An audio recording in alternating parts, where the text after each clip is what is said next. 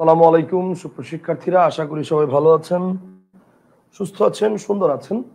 আরো একটি নতুন ক্লাসে আপনাদের সকলকে স্বাগত জানাচ্ছি। আমি শাহরিয়ার ফিরোজ শাওন এবং আজকে আমরা আলোচনা করব সমাসের দ্বিতীয় অধ্যায় নিয়ে। সো ইতোমধ্যে আমরা গত ক্লাসে সমাস সম্পর্কে আলোচনা শুরু করেছিলাম এবং সেখানে আমরা সমাসের প্রাথমিক আলোচনা করেছি এবং সমাস জিনিসটা কি, সমাসের প্রকারভেদ এবং দ্বন্দ্ব সমাস এই বিষয়গুলো নিয়ে আলোচনা করেছি। আজকের ক্লাসে আমরা আলোচনা করব সমাসের কর্মধারায় যে অংশটি রয়েছে এই অংশটি নিয়ে। এই অংশটি আসলে অনেক বিস্তারিত আলোচনা করার বিষয়ের মতো একটা অংশ। সেই কারণে আজকের ক্লাসে আমরা অন্য কোনো টপিককে আর পাশাপাশি রাখিনি।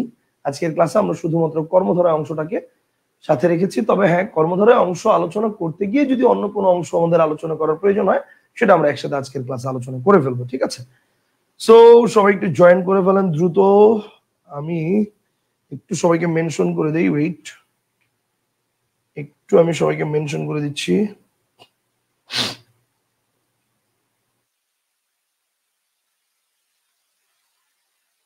আচ্ছা, আমি একটু সবাইকে মেনশন করে দিচ্ছি, সবাই একটু দ্রুত জয়েন করে ফেলুক।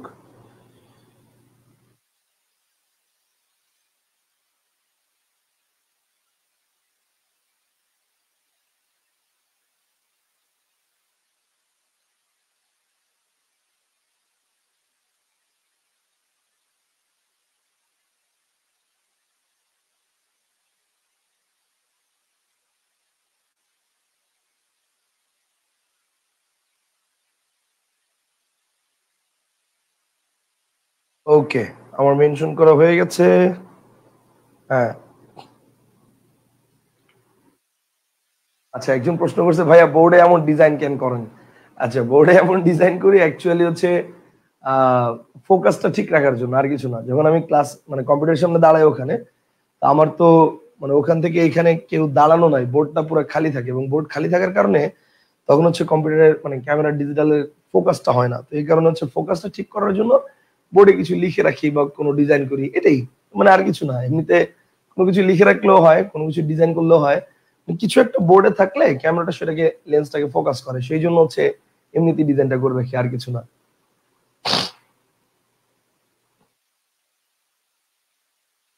আচ্ছা, ওকে, সিনিয়র সাজেশন দেন নাই কেন? দিয়ে দিব, আজকে দিয়ে দিব। আচ্ছা, ওকে, সবাই একটু দ্রুত জয়েন করে ফেলুন, সবাই একটু দ্রুত জয়েন করে ফেলুন। আর আমাকে একটু জানান যে সাউন্ড এবং ভিডিও সবকিছু ঠিক আছে কিনা। যদি সাউন্ড এবং ভিডিও সবকিছু ঠিকঠাক থাকে তাহলে কিন্তু আমরা আমাদের আজকের আলোচনা শুরু করে দিব, ঠিক আছে? যদি সাউন্ড এবং ভিডিও সবকিছু ঠিকঠাক থাকে তাহলে আমরা আমাদের আজকের আলোচনা শুরু করে দিব। এবং আজকের আমাদের যে আলোচনার টপিক, আজকের আমাদের আলোচনার টপিকটা হচ্ছে আমাদের আজকের আলোচনার টপিকটা হচ্ছে কর্মধারয় সমাস। কর্মধারয় সমাস সম্পর্কে A to Z, ঠিক আছে? ওকে, ফাইন। স্যার মুখস্থ হবে নাকি মুখস্থ? আচ্ছা, ওকে, একজন একটা প্রশ্ন করছে, স্যার মুখস্থ নাকি মুখস্থ? মুখস্থ নাকি মুখস্থ? ওকে, ফাইন। মনে রাখবেন, দন্তস্বয় ত বাদ দিলে কখনো পূর্ণাঙ্গ শব্দ হবে না, দন্তস্বয় থ বাদ দিলে পূর্ণাঙ্গ শব্দ হবে। সো দন্তস্বয় থ বাদ দিলে পূর্ণাঙ্গ শব্দ হয় মুখ। সো তার মানে দিস ইজ কারেক্ট অ্যান্সার। মুখস্থ দন্তস্বয় ত তখনই বসে যখন পূর্ণাঙ্গ শব্দ হয় না। যেমন নেশাগ্রস্ত, নেশাগ্র হয়, বিপদগ্রস্ত, বিপদগ্রহ, ক্ষতিগ্রস্ত, ক্ষতিগ্রহ, মানে ওটা পূর্ণাঙ্গ শব্দ হয় না, এটাতে পূর্ণাঙ্গ শব্দ হবে। কথা কি বুঝতে পারছেন? ওকে, ফাইন। আচ্ছা, এবার আসেন। তো হ্যাঁ, কিছু ব্যতিক্রম আছে, তবে আপাতত মুখস্থর ক্ষেত্রে এটা ওইভাবে মানে মনে রাখেন তাহলেই হবে। আচ্ছা, আশা করি সবাই মোটামুটি চলে আসছেন, আশা করি সবাই মোটামুটি চলে আসছেন, সাউন্ড ভিডিও সব ক্লিয়ার আছে। আচ্ছা, তাহলে আমরা আমাদের আলোচনা শুরু করে দিই, আসেন। তাহলে আমরা আমাদের আলোচনা শুরু করে দিই। আমাদের আজকের আলোচনা সেটা হচ্ছে সমাস, কর্মধারয় সমাস। আজকের আমাদের আলোচনা হচ্ছে কর্মধারয় সমাস, কর্মধারয় সমাস। আচ্ছা, এবার আসেন কর্মধারয় সমাস জিনিসটা কি। দেখেন, কর্মধারয় সমাস এটার ব্যাপারটা হচ্ছে এরকম যে, আচ্ছা, কর্মধারয় সমাসের ব্যাপারটা হচ্ছে এরকম যে এই সমাসে পরপদের প্রাধান্যটা বেশি থাকে। কোন সমাসে ভাই? এই সমাসে পরপদের প্রাধান্যটা বেশি থাকে। কর্মধারয় যে সমাসটার কথা আমরা বলছি, এই সমাসে পরপদের প্রাধান্যটা বেশি থাকে। এখন পরপদের প্রাধান্য বেশি থাকে এই কর্মধারয় সমাসে, এবং এই সমাসে কোন কোন পদের মিলনে সমাসটা হয়? এখানে বিশেষ্য ও বিশেষণ পদের মিলনে হয়, অর্থাৎ অ্যাডজেক্টিভ এন্ড নাউন, বা এটা এখানে নাউন প্লাস অ্যাডজেক্টিভ এটাও হতে পারে, বা এখানে আমাদের দুইটা অ্যাডজেক্টিভ পদের মিলন এটাও হতে পারে, অথবা এখানে দুইটা নাউন পদের মিলন এটাও হতে পারে। মানে মোট কথা হচ্ছে বিশেষ্য ও বিশেষণ পদের মিলনের কারণে যে সমাসটা হয় এবং যে সমাসের পরপদের প্রাধান্য বেশি থাকে সেই সমাসটাকে আমরা বলি কর্মধারয় সমাস। আচ্ছা, এখন এই সমাসটাকে আমরা বলি কর্মধারয় সমাস। এখন কর্মধারয় সমাস জিনিসটা কি সেটা আমরা বুঝলাম। এখন কর্মধারয় সমাস কত প্রকার যদি প্রশ্ন করা হয়, কর্মধারয় সমাস কত প্রকার?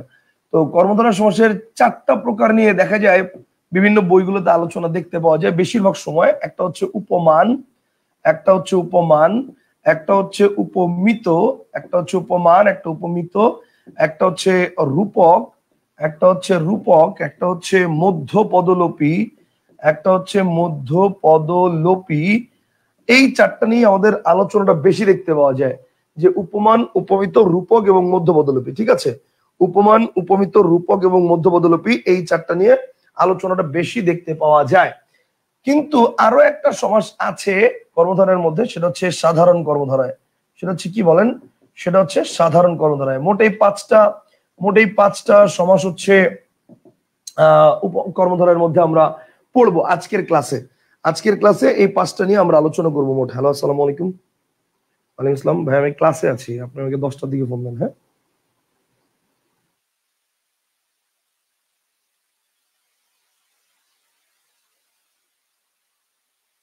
এটাই এটাই যে নাম্বারে ফোন দিয়েছেন এটাই।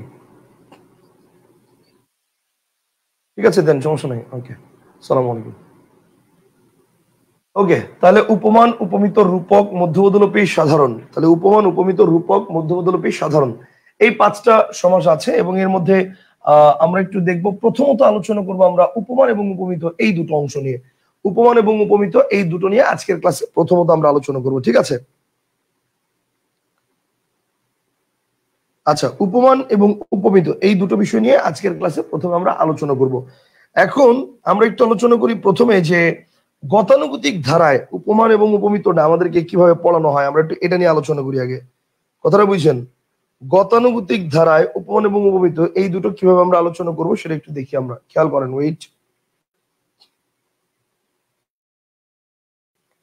উপমান এবং উপমিত এই দুটো নিয়ে কিভাবে আলোচনা করা হয় সেটা একটু আমরা আগে বলি, তারপর হচ্ছে আমরা ইয়াতে যাচ্ছি।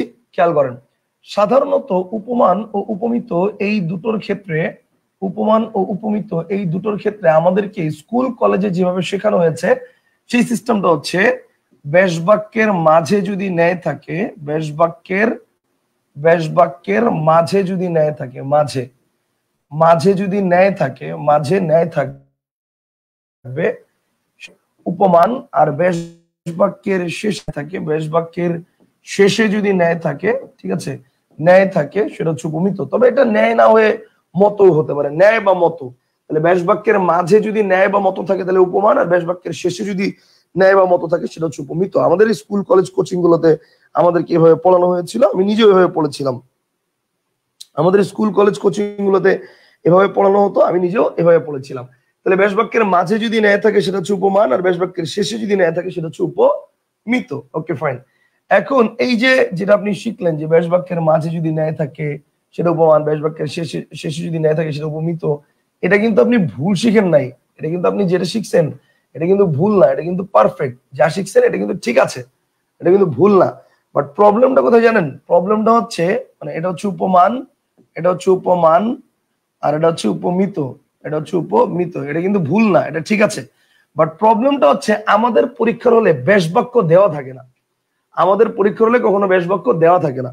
এখন ব্যাস বাক্য না দেওয়া থাকার কারণে যে ওয়ার্ডটা দেওয়া থাকে সেই ওয়ার্ড দেখে আমরা প্রপারলি ব্যাস বাক্য নির্ণয় করতে পারি না। এবং ব্যাস বাক্য নির্ণয় করতে গেলে আমাদের ভুল হওয়ার একটা আশঙ্কা থাকে। তো ভুল হওয়ার যখন আশঙ্কা থাকে তখন আমরা কিন্তু সমাসের ওই জায়গাটাতে ধরা খেয়ে যাই। যেমন দেখেন, আপনাকে যদি আমি বলি যে, যেমন দেখেন আপনাকে যদি আমি একটা উদাহরণ দিয়ে বুঝাই, ধরেন আমি বললাম যে চাঁদমুখ এটা কোন সমাস, চাঁদমুখ এটা কোন সমাস। ওকে, ফাইন। এখন চাঁদমুখ কোন সমাস সেটা পরের কথা। আপনাকে যদি বলি চাঁদমুখের ব্যাস বাক্য কি, এখন দেখবেন আপনাদের মধ্যে কেউ কেউ বলবে চাঁদের মতন মুখ বা চাঁদের ন্যায় মুখ, কেউ কেউ বলবে চাঁদের মতন মুখ বা চাঁদের ন্যায় মুখ, আবার কেউ কেউ বলবে মুখ চাঁদের ন্যায়, কেউ কেউ বলবে মুখ চাঁদের ন্যায়, মুখ চাঁদের ন্যায়, মুখ চাঁদের ন্যায়। এখন দেখেন তাহলে আলটিমেটলি আপনাদের মধ্যে কিন্তু দুইটা গ্রুপ হয়ে গেল। একদল বলছে মুখ চাঁদের ন্যায় যেখানে ন্যায় শেষে আছে, একদল বলছে চাঁদের ন্যায় মুখ যেখানে ন্যায় মাঝে আছে। এখন আসলে চাঁদ মুখ এটা কোন সমাস? আবার মাঝে মাঝে এটাকে আমরা রূপক কর্মধারা হিসাবেও দেখতে পাই যে চাঁদ রূপ মুখ, মাঝে মাঝে এটাকে আমরা রূপক কর্মধারা হিসেবে দেখতে পাই যে চাঁদ রূপ মুখ, এরকমও দেখতে পাই। ঠিক আছে, চাঁদ রূপ মুখ, চাঁদ রূপ মুখ এভাবেও দেখতে পাই। তাহলে এখন চাঁদ রূপ মুখ তার মানে রূপ মাঝে আছে, তাহলে চাঁদ রূপ মুখ রূপক কর্মধারা এভাবেও আমরা দেখতে পাই। তাহলে এখন প্রশ্ন হচ্ছে ভাই তাহলে চাঁদ মুখ আসলে আমরা কোন সমাস দিব? ঠিক আছে, আবার যারা বলছে ন্যায় মাঝে আছে তাদের লজিক অনুযায়ী উপমান, যারা বলছে ন্যায় শেষে আছে তাদের লজিক অনুযায়ী উপমিত। এখন আসলে ব্যাস বাক্যের দিক থেকে কোনটা প্রেফারেবল, এই জন্য আমরা ব্যাস বাক্যের দিকে যাবই না, আমরা ওয়ার্ড দেখে আইডেন্টিফাই করার চেষ্টা করবো এটা কোন সমাস। কথা বুঝতে পারছেন? আমরা ওয়ার্ড দেখে আইডেন্টিফাই করার চেষ্টা করবো এটা কোন সমাস, কারণ পরীক্ষার হলে আপনার এই ব্যাস বাক্যটা থাকবেই না, পরীক্ষার হলে শুধু ওয়ার্ড থাকবে। তো সেই ক্ষেত্রে আমরা যদি উপমান এবং উপমিতর দিকে নজর দেই তাহলে উপমানটা আমরা এভাবে পড়তে পারি যে যদি এটার স্ট্রাকচারটা এরকম থাকে যে নাউন প্লাস অ্যাডজেক্টিভ তাহলে উপমান, আর যদি স্ট্রাকচারটা এরকম থাকে যে নাউন প্লাস নাউন, যদি স্ট্রাকচারটা এরকম থাকে যে নাউন প্লাস নাউন সেটা হচ্ছে উপমিত। নাউন প্লাস অ্যাডজেক্টিভ থাকলে উপমান, আর নাউন প্লাস নাউন থাকলে কি হবে? উপমিত। চলেন আমরা একটু উদাহরণটা, কয়েকটা উদাহরণ একটু প্র্যাকটিস করে আসি। চলেন কিছু উদাহরণ আমরা একটু প্র্যাকটিস করে আসি, আসেন। যেমন আমি যদি বলি, খেয়াল করেন, আমি যদি বলি উপমানের মধ্যে কিছু উদাহরণ একটু প্র্যাকটিস করি। যদি বলি দেখেন কাজল কালো, তাহলে একটু দেখেন কাজল কালো, তাহলে এবার একটু চিন্তা করেন তো ভাই, কাজল কালো, কাজল কি নাউন, কালো কি অ্যাডজেক্টিভ, কাজল কি নাউন, কালো কি অ্যাডজেক্টিভ। আচ্ছা আমি যদি বলি তুষার শীতল, তাহলে এবার খেয়াল করেন তুষার শীতল, তুষার কি নাউন, শীতল কি অ্যাডজেক্টিভ। ঠিক আছে, তাহলে তুষার শীতল, তুষার নাউন, শীতল অ্যাডজেক্টিভ, কাজল কালো, তুষার শীতল। যদি বলি তুষার ধবল, তো এক্ষেত্রেও কিন্তু খেয়াল করেন তুষার কি নাউন, আর ধবল মানে সাদা, তাহলে ধবল কি অ্যাডজেক্টিভ। তাহলে তুষার শীতল, তুষার ধবল, কাজল কালো। যদি বলি অরুণ রাঙা, তাহলে অরুণ কি নাউন, আর রাঙা কি অ্যাডজেক্টিভ। অরুণ কি বলেন নাউন, আর রাঙা কি অ্যাডজেক্টিভ। তাহলে কাজল কালো, তুষার শীতল, তুষার ধবল, অরুণ রাঙা। ঠিক আছে, তারপর হচ্ছে অরুণ রাঙা। আমি যদি বলি তাহলে এগুলো হচ্ছে কি বলেন নাউন প্লাস অ্যাডজেক্টিভ ফরমেশনে যাচ্ছে। এগুলো সব কোন ফরমেশনে যাচ্ছে? এগুলো সব হচ্ছে নাউন প্লাস অ্যাডজেক্টিভ ফরমেশনের দিকে যাচ্ছে। আচ্ছা যেমন যেমন এরকম আর কি হতে পারে, আমি একটু দেখাই। তুষার শীতল, তুষার ধবল, কাজল কালো। আমি যদি বলি অরুণ রাঙা, কৃষ্ণ, একটু খেয়াল করে দেখেন ভ্রমর কৃষ্ণ, তাহলে ভ্রমর কি? এই কৃষ্ণ মানে কিন্তু হরে কৃষ্ণ না, এই কৃষ্ণ দ্বারা বোঝাচ্ছে মানে কালো। ঠিক আছে, কৃষ্ণ দ্বারা কি বোঝাচ্ছে? কালো। তাহলে ভ্রমর কৃষ্ণ নাউন প্লাস অ্যাডজেক্টিভ। তারপরে মনে করেন আমি যদি বলি যে নয়ন কোমল, খেয়াল করেন আমি যদি বলি নয়ন কোমল, তাহলে নয়ন কোমল, এক্ষেত্রেও নয়ন কি নাউন, আর কোমল কি অ্যাডজেক্টিভ। এগুলো সব কিন্তু নাউন প্লাস অ্যাডজেক্টিভ। আমি noun plus adjective, noun plus adjective, noun plus adjective. ঠিক আছে, এগুলো সব হচ্ছে noun plus adjective, noun adjective, noun plus adjective. Okay fine. এখন খেয়াল করে দেখেন এই যে কোমল, কোমল ওয়ার্ডটা কিন্তু কোমল, ভালো করে খেয়াল করতে হবে কোমল। বা মনে করেন এরকম আরো কয়েকটা উদাহরণ দেখাই আমি। যেমন মনে করেন আমি বললাম বজ্র কঠিন, আমি যদি বলি বজ্র কঠিন, তাহলে খেয়াল করেন বজ্র কঠিন, তাহলে বজ্র কঠিন। তাহলে এবার খেয়াল করেন বজ্র কঠিন কি হবে? বজ্র কি নাউন, কঠিন কি অ্যাডজেক্টিভ। ঠিক আছে, তারপরে দেখেন আমি যদি বলি ঘন শ্যাম, তাহলে এবার দেখেন ঘন শ্যাম, তাহলে ঘন মানে কি? এখন আপনার কাছে মনে হবে ভাই ঘন এই ওয়ার্ডটাই তো অ্যাডজেক্টিভ। এখন আপনি যেই সেন্সে ঘনকে অ্যাডজেক্টিভ ধরছেন আমি সেই সেন্সে ধরবো না। ঘন মানে মেঘ, আমি এই সেন্সে ধরবো। তাহলে এবার চিন্তা করেন ঘন মানে মেঘ, তার মানে নাউন, আর শ্যাম মানে কালো, তার মানে অ্যাডজেক্টিভ ঘন শ্যাম। আমি যদি বলি মিশ কালো, আমি যদি বলি মিশ কালো, মিশ মানে বুঝেন, মিশ মানে হচ্ছে মিশি, মিশি মানে হচ্ছে কয়লার গুড়া, মিশি। ঠিক আছে, আর কালো হচ্ছে অ্যাডজেক্টিভ, কালো হচ্ছে কি অ্যাডজেক্টিভ। তাহলে এগুলো সবই কিন্তু দেখেন এগুলো সবই কিন্তু নাউন প্লাস অ্যাডজেক্টিভ ফরমেশনে আছে, সব নাউন প্লাস অ্যাডজেক্টিভ ফরমেশনে আছে। এগুলো সব কি বলেন? সব হচ্ছে উপমান কর্মধারয়। ভাই আমার কি উপমান কর্মধারয় চেনার জন্য কোনো ব্যাস বাক্য লাগছে? আপনি বলেন। আমার কোনো ব্যাস বাক্য লাগে না, আমি শুধুমাত্র ওয়ার্ড দেখে ফাইন্ড আউট করে ফেলছি যে এটা কোন সমাস, সেটা হচ্ছে নাউন প্লাস অ্যাডজেক্টিভ, সুতরাং এটা উপমান কর্মধারয় সমাস। কথা কি বুঝতে পারছেন?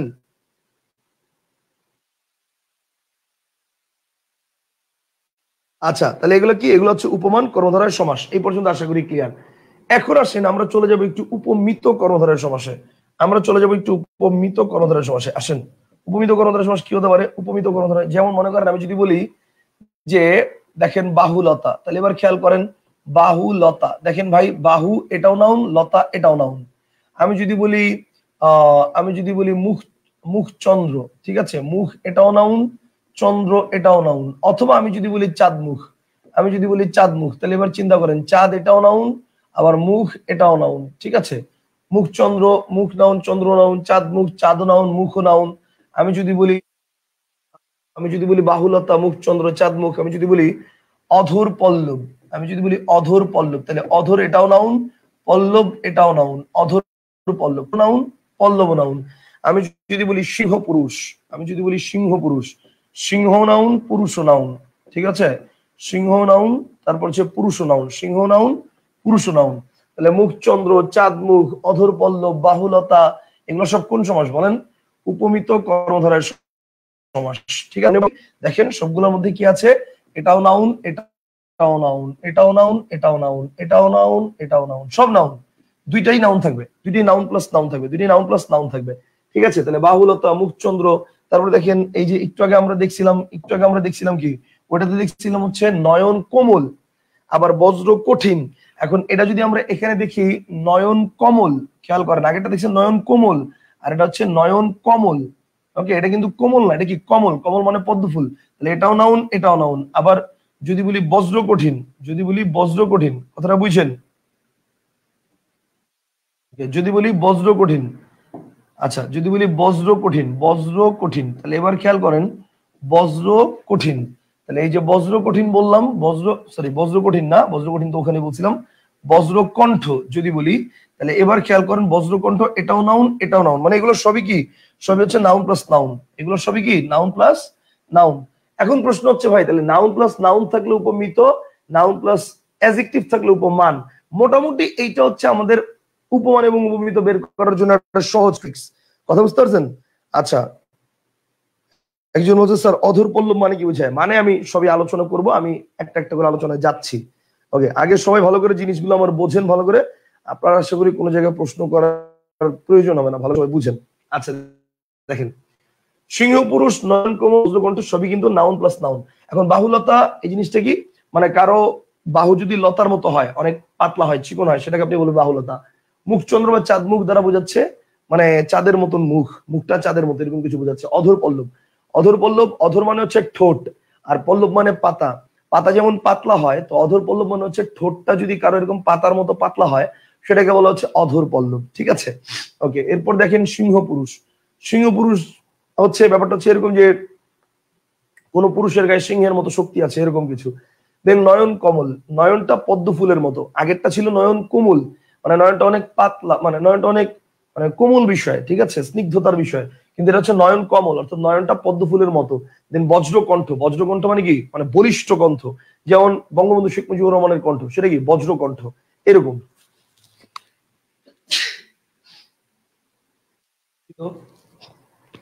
আচ্ছা দেখেন, তাহলে আমরা যেটা বলছিলাম এতক্ষণ, আমরা দেখলাম হচ্ছে উপমান কিছু সমাস এবং উপমিত কিছু সমাস টেকনিক্যালি বের করার যে ট্রিক্সটা আছে সেটা।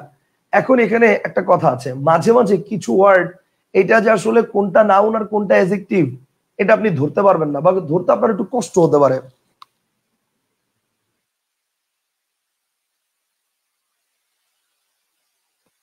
সরি, আন্তরিকভাবে দুঃখিত। আচ্ছা দেখেন, তাহলে মাঝে মাঝে কিছু ওয়ার্ড কোনটা যে নাউন আর কোনটা যে অ্যাডজেক্টিভ, এটা বের করতে মাঝে মাঝে একটু কষ্ট হতে পারে। যেমন কি, যেমন দেখেন আমি যদি আপনাকে বলি ফুলকুমারী, ফুলকুমারী, এখন খেয়াল করে দেখেন ফুলকুমারী, এখানে কিন্তু খেয়াল করে দেখেন ফুলকুমারীর ক্ষেত্রে ফুল হচ্ছে নাউন, এটা তো সবাই শিওর। এখন কুমারী দ্বারা কি বোঝায়? এখন অনেকে কিন্তু পরীক্ষার হলে চিন্তা করবে কুমারী দ্বারা এটা বোঝায় যে একটা মেয়ের বিয়ে হয়েছে কি হয় না সেই অবস্থাকে বোঝাচ্ছে।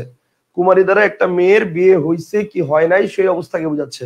তার মানে কুমারীটা কি, কুমারীটা হচ্ছে অ্যাডজেক্টিভ। তো সেই চিন্তা করে নাউন প্লাস অ্যাডজেক্টিভ দিয়ে এটাকে কিন্তু সে উপমান বলে ফেলবে। বাট আমরা কিন্তু কুমারী দ্বারা বুঝি কুমার শব্দের স্ত্রীলিঙ্গ, এবং কুমার শব্দটাকে নাউন হিসেবে ধরে এটা দ্বারা একটা ছেলেকে বোঝায়, আর কুমারী দ্বারা একটা মেয়ে, অবিবাহিত মেয়ে, সেটাকে বোঝায় কুমারী। সো এটাকে আমরা নাউন ধরবো। এবং বাংলাদেশের এমন কোনো বই নাই যে বইতে ফুলকুমারীকে উপমান বলা হয়েছে, সব বইতে ফুলকুমারীকে বলা হয়েছে উপমিত, বাংলাদেশের যত বই আছে। সো এই কারণে আপনি কিন্তু এটাকে কুমারীকে অ্যাডজেক্টিভ ধরলে হবে না, এটা কি ধরতে হবে? এটা ধরতে হবে নাউন। তো এই যে প্রবলেমটা, মাঝে মাঝে কোনটা যে নাউন আর কোনটা যে অ্যাডজেক্টিভ, এটা মাঝে মাঝে আপনার একটু প্যাচ লাগতে পারে। তো এই কারণে আপনি কি করবেন, আপনি হচ্ছে এখানে একটা এক্সট্রা ট্রিক্স মাথায় রাখবেন। এক্সট্রা ট্রিক্স জিনিসটা কি, মানে ব্যাপারটা হচ্ছে এটা তো শিওর হলেন আপনি যে উপমান হচ্ছে নাউন প্লাস অ্যাডজেক্টিভ আর উপমিত হচ্ছে নাউন প্লাস নাউন, কিন্তু এখানে একটা এক্সট্রা ট্রিক্স মাথায় রাখবেন আপনি, সেটা হচ্ছে নাউন প্লাস অ্যাডজেক্টিভ জিনিসটা অবশ্যই সত্য হবে। নাউন প্লাস অ্যাডজেক্টিভ জিনিসটা কি হবে? সত্য হবে। আর নাউন প্লাস নাউন জিনিসটা অবশ্যই মিথ্যা হবে। নাউন প্লাস অ্যাডজেক্টিভ জিনিসটা সত্য হবে এবং নাউন প্লাস নাউন জিনিসটা কি হবে? মিথ্যা হবে। এটা কখনো সত্য হবে না, এটা কখনো মিথ্যা হবে না। এটা সবসময় সত্য হবে উপমান, আর এটা সবসময় মিথ্যা হবে উপমিত। Concept clear? আচ্ছা, এখন আসেন যেমন আমরা কিছু উদাহরণ দেখি। দেখেন কাজল কালো, হ্যাঁ কাজল তো কালোই হয়, সত্য না? কখনো দেখছেন কাজল হলুদ রঙের, নীল রঙের? না, তার মানে কি কাজল কালোই হয়। হ্যাঁ, এখন আপনি বলতে পারেন স্যার হলুদ রঙের কাজল আছে তো, সবুজ রঙের আছে, নীল রঙের আছে, সাদা রঙের আছে। ভাই আপনি যেটার কথা বলতেছেন সেটা হচ্ছে ন্যাচারাল জিনিস না, সেটা আর্টিফিশিয়াল ওয়েতে কাজল বিভিন্ন ভাবে তৈরি করা হয়। বাট ন্যাচারালি যে কয়লার মানে খনি থেকে যে কাজলটা পাওয়া যায় সেটা কি আমরা কি বলি, সেটাকে আমরা মানে সেটা কালো রঙেরই হয়, বুঝতে পারছেন? এরপর দেখেন তুষার শীতল, তো তুষার তো শীতলই হয়। কখনো দেখছেন আকাশ থেকে গরম গরম তুষার পড়তেছে? ডেফিনেটলি না। Okay fine. তুষার ধবল, তো ধবল মানে কি সাদা, তো তুষার তো ধবলই হয়। কখনো দেখছেন অন্য কালারের তুষার, সবুজ, হলুদ, অন্য কালারের তুষার দেখছেন? তুষার তো সাদাই হয়। আচ্ছা, এরপর দেখেন অরুণ রাঙা, অরুণ মানে কি সূর্য, তো সূর্য তো রাঙা মানে কি টকটকে কালার, তো সূর্য তো কোনো টকটকে কালারেরই হয়। কখনো দেখছেন ডার্ক কালারের সূর্য, নীল কালার, তারপর হচ্ছে সবুজ কালার, কখনো দেখছেন? না। এরপরে মনে করেন ভ্রমর কৃষ্ণ, তো ভ্রমর তো কৃষ্ণই হয়, ভ্রমর তো জন্ম থেকে শুরু করে মৃত্যু পর্যন্ত ভ্রমর তো কালোই হয়। কখনো দেখছেন ভ্রমরের কালার অন্য কালার হয়েছে? না। এরকম মনে করেন নয়ন কোমল, নয়ন কোমল হয় কি, নয়ন হচ্ছে চোখ, চোখ হচ্ছে একটা স্নিগ্ধতার বিষয়, কোমল বিষয়, কোমলতার বিষয়। এটা তো কঠিন কোনো কিছু না, কথা বুঝেন নাই, নরম একটা জিনিস। তো এই কারণে নয়ন কোমল। দেন বজ্র কঠিন, বজ্রকে যদিও মানে ধরা যায় না, দেখা যায় না, ছোঁয়া যায় না, তো এটাকে পরিমাপ করা যায় না। বাট আমরা যে আমাদের যে কোনো জিনিস বা আমাদের চারপাশে যে কোনো জিনিসকে আমরা তিনটা ওয়েতে পরিমাপ করি, একটা হচ্ছে তরল, বায়বীয় আর কঠিন পদার্থ। এই বজ্রটাকে কিন্তু তরল আর বায়বীয়তে তুলনা করা হয় না, বজ্রটাকে কঠিন হিসেবেই তুলনা করা হয়। এরকম যদি এটাকে মাপা যায় না এক্স্যাক্টলি, বাট বজ্রটাকে কঠিন হিসেবেই তুলনা করা হয়, তো বজ্র কঠিন। দেন ঘনশ্যাম, ঘন মানে মেঘ, তো মেঘটা তো কালোই হয়, মেঘটা কি হয়? কালো হয় না? হ্যাঁ, এখন আপনি আবার বলতে পারেন স্যার মেঘ তো সাদাও হয়। এখন মেঘ সাদাও হয় বলতে পারেন, আসলে ব্যাপারটা হচ্ছে মেঘ সাদাও হয়, কিন্তু মেঘ বলতেই কালো রংটাই আমাদের মনে সবার আগে ফুটে উঠে, যে মেঘের কালো ঘন ঘটা, ঠিক আছে, মানে বর্ষার প্রকৃতি, এটাই মেঘ বলতে আমাদের মনে কিন্তু সাদা রংটা ফুটে আসে না, মেঘ বলতে আমাদের মনে হচ্ছে কালো রংটাই ফুটে আসে। দেন হচ্ছে মিশ কালো, মিশি মানে হচ্ছে কয়লা, তো কয়লার মতো কালো, এরকম কিছু, বুঝতে পারছেন? আচ্ছা, কি বলছেন? আচ্ছা, একজন বলছে স্যার কিছু শব্দের অর্থই তো বুঝি না, কিভাবে বুঝবো? আচ্ছা গুড, যেমন যে কিছু শব্দের অর্থ বুঝেন না, যেমন মনে করেন যে আপনি বলতে পারেন স্যার যে শস্য ব্যস্ত, আপনি বলতে পারেন স্যার শস্য ব্যস্ত। এখন ব্যস্ত না হয় বুঝলাম, শোষক মানে কি তাই তো বুঝি না। ওকে, শোষক মানে হচ্ছে খরগোশ, শোষক মানে খরগোশ, তার মানে এটা নাউন, আর ব্যস্ত হচ্ছে অ্যাডজেক্টিভ, তাহলে শস্য ব্যস্ত কি? শস্য ব্যস্ত হচ্ছে নাউন প্লাস অ্যাডজেক্টিভ। এবং শস্য ব্যস্ত দ্বারা কি বোঝায়? সত্য বোঝায়। কারণ খরগোশ দেখবেন সবসময় কি একটু ছোটাছুটি করে, কখনো এক জায়গায় বসে থাকে না। এখন ব্যাপারটা হচ্ছে কিছু শব্দ, এই শব্দের অর্থ আপনার আগের থেকে জানা থাকবে না, এটাই স্বাভাবিক। তো এই ক্ষেত্রে আমি যেটা করেছি, আপনি চেক করে দেখেন আমার বইয়ের মধ্যে যে শব্দগুলো কঠিন সেই শব্দগুলোর পাশে সেটার অর্থ দেওয়া আছে। কথা বুঝতে পারছেন? যে শব্দগুলো কঠিন সেই শব্দগুলোর পাশে এটার অর্থ দেওয়া আছে। আর তাছাড়া মনে করেন আপনাদেরকে কিন্তু আমি বারবার বলেছি, বানান আন্দোলন নামে একটা অ্যাপস আছে, বানান আন্দোলন। এই অ্যাপের মধ্যে আপনারা যে শব্দটা বুঝেন না সেই শব্দটা একটু চেক করেন, একটু চেক করে করে পড়েন, তাহলে আলটিমেটলি মানে দেখবেন যে কোন পদ মানে কোন শব্দটা কিভাবে গঠিত হয়েছে, অর্থ কি, কোন পদ, সবকিছু ওখানে জানতে পারবেন। আপনি যদি একটু একটু করে শিখেন প্রতিনিয়ত, তাহলে আলটিমেটলি কিন্তু প্র্যাকটিস করতে করতে দেখবেন ওই ওয়ার্ডগুলো সম্পর্কে জানা হয়ে যাবে। কথা বুঝতে পারছেন?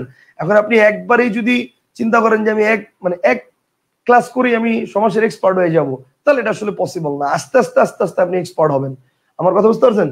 সেই কারণে আপনাকে কি করতে হবে? একটু প্র্যাকটিস করতে হবে। আপনি এখানে এই মিশ শব্দের অর্থ নাই জানতে পারতেন, আপনি জায়গায় শোষক শব্দের অর্থ নাই জানতে পারতেন, আপনি জায়গায় ঘনশ্যাম দ্বারা কি বুঝেছে নাই জানতে পারেন, নাই জানতে পারেন।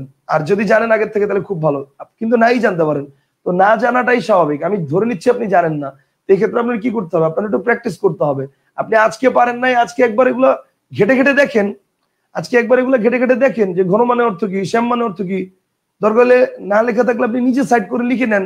আলটিমেটলি একবার লিখে নিলেই তো আপনি জিনিসটা শিখে গেলেন।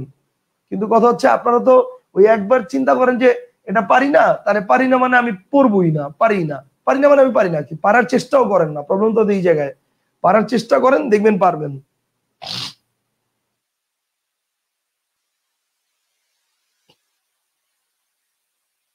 নয়ন কমল উপমিত খালি এটা লিখলে হবে না, বাক্য কি লেখা লাগবে? আচ্ছা পরে বলতেছি।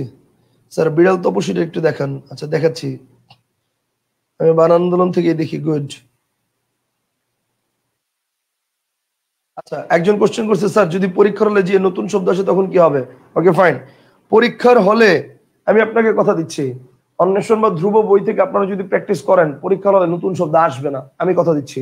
শাওন স্যার আপনাদেরকে কথা দিচ্ছে, ইনশাআল্লাহ ইনশাআল্লাহ আল্লাহর উপর ভরসা করি। এবং আমি, কারণ আমি প্রচুর প্র্যাকটিস দিছি বইয়ের মধ্যে, প্রচুর উদাহরণ দিছি এবং প্রচুর বই ঘাটাঘাটি করছি, প্রচুর প্রিভিয়াস ইয়ার্স কোশ্চেন অ্যানালাইসিস করছি। তা আমার বিশ্বাস যদি কোশ্চেন আসে তাহলে এর মধ্যে থেকে আসবে, ইনশাল্লাহ এর বাইরে আসবে না। আমার কথা কি বুঝতে পারছেন? ইনশাল্লাহ এর মধ্যে কোশ্চেন আসবে, এর বাইরে আসবে না। ওকে, এটা আমার বিশ্বাস। Okay fine. আচ্ছা রফিক ভাই কমল উপমিত সমাজ খালি এইটুক লিখলে হবে না ভাই? এইটুক লিখলে হবে না মানে কি? আপনি তো দাগাবেন এমসিকিউতে, এমসিকিউর মধ্যে এইটুক লিখবেন আর কি, আর না লিখবেন কি? ব্যাপারটা হচ্ছে আপনার তো চারপাশে মানে চারটা এমসিকিউ তো দেওয়াই থাকবে, সেটার মধ্যে থেকে একটা আপনাকে বের করতে হবে। কথা বুঝেন নাই? আর যদি রিটেনের ক্ষেত্রে হয় তাহলে রিটেনের ক্ষেত্রে এটা তো প্রশ্নের উপর ডিপেন্ড করে যে আপনার ওখানে কি চাইছে। প্রশ্ন যদি বলে বেশ বাক্য সহ লিখো তাহলে সেক্ষেত্রে আপনি বেশ বাক্য লিখতে হবে। প্রশ্ন যদি বলে এগুলো কোন সমাজ শুধু সেগুলো লিখো তাহলে শুধু সেটা লিখলেই হবে, বেশ বাক্য না লিখলেও চলবে। বুঝতে পারছেন? তো ডিপেন্ড করে মনে করেন আপনার কোশ্চেন ডিমান্ডের উপরে। Okay fine.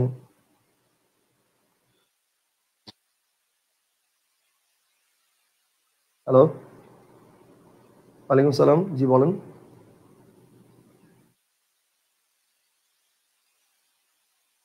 আপনি আমাকে 10টার পরে ফোন দিবেন, আমি এখন একটু ক্লাসে আছি, ওই ক্লাস নিচ্ছি। হ্যাঁ 10টার পরে আমি আপনাকে বলে দিব। ঠিক আছে, আসসালামু আলাইকুম।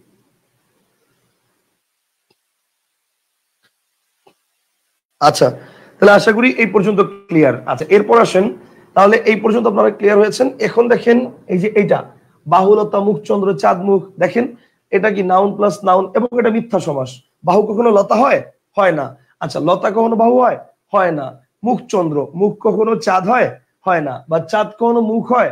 হয় না। তার মানে কি মিথ্যা সমাস। অধর পল্লব, ঠোঁট কখনো পাতা হয়? হয় না। পাতা কখনো ঠোঁট হয়? হয় না। ঠিক আছে। সিংহ কখনো পুরুষ হয়? হয় না। পুরুষ কোন সিংহ হয়? হ্যাঁ হয়, পুরুষ সিংহ হয়, কিন্তু পুরুষ তো আর একবারে পরিবর্তন হয়ে যায় না, তাই না? পুরুষ তো মনে করেন এটা সিংহ হয়, এটা স্পেসিফিক ক্ষেত্র আলাদা আছে, ঠিক আছে, ওটার হিসাব আলাদা। ওকে। নয়ন কমল, নয়ন কখনো পদ্মফুল হয়ে যায়? কমল ফুল। নয়ন কখনো পদ্মফুল হয়ে যায়? না। পদ্মফুল কখনো নয়ন হয়? না। বজ্রকণ্ঠ, বজ্র কখনো কণ্ঠ হয়ে যায়? না। কণ্ঠ কখনো বজ্র হয়ে যায়? না। ফুল কখনো কুমারী হয়? না। কুমারী কখনো ফুল হয়? না। তার মানে মোট কথা হচ্ছে এগুলা সব সময় জিনিসটা কি বুঝাবে? মিথ্যা সমাস বুঝাবে। কি বুঝাবে বলেন? মিথ্যা সমাস বুঝাবে। একটা হচ্ছে সত্য সমাস উপমান, আরেকটা হচ্ছে মিথ্যা সমাস উপমিত। কনসেপ্টটা কি ক্লিয়ার? একটা হচ্ছে সত্য সমাস, আরেকটা হচ্ছে মিথ্যা সমাস উপমিত।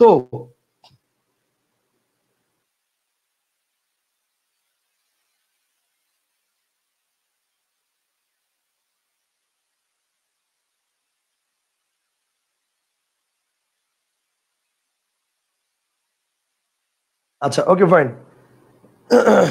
তাহলে এরপর আসেন, আহ আচ্ছা রফিক হাসান বলছে স্যার বেশ বাক্য যদি বানায় দিই তাহলে হবে না?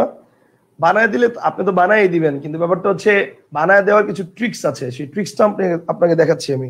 সেই ট্রিক্স মেনটেন করতে হবে। আন্দাজে বেশ বাক্য লিখলে হবে না, আন্দাজে বেশ বাক্য লিখলে তো হবে না। কথা বুঝতে পারছেন?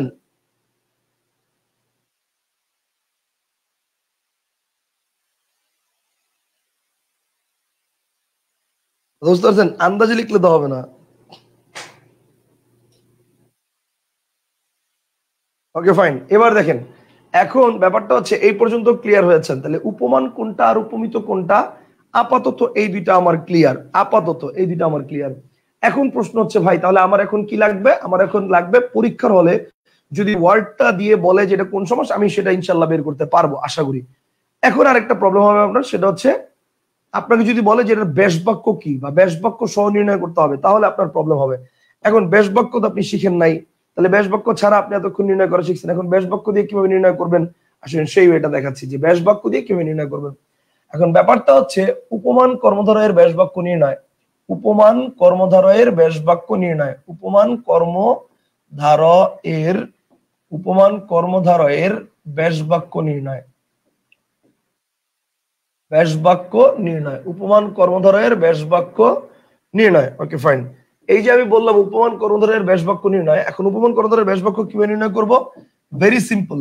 উপমান করার সিম্পল বিষয়টা হচ্ছে আগে আগে সমাসবদ্ধ পদ দেখে, আগে সমাসবদ্ধ পদ দেখে এটা নিশ্চিত হতে হবে, এটা নিশ্চিত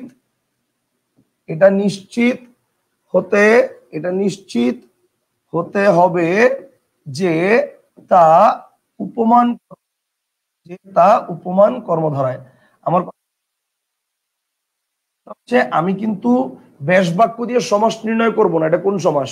আমি সমস্ত পদ দেখে সমাস আইডেন্টিফাই করব যেটা কোন সমাস। যদি সমস্ত পদ দেখে সমাস আইডেন্টিফাই করি যেটা কোন সমাস, যদি সমস্ত পদ দেখে এটা নিশ্চিত হতে হবে যেটা কোন সমাস। যদি দেখি সমস্ত পদ দেখে এটা নিশ্চিত হওয়া যায় যে এটা নাউন প্লাস অ্যাডজেক্টিভ এই ফরমেশনে আছে এবং এটা সত্য কিছুকে বোঝাচ্ছে, তার মানে এটা কি বোঝাবে? এটা উপমান বোঝাবে।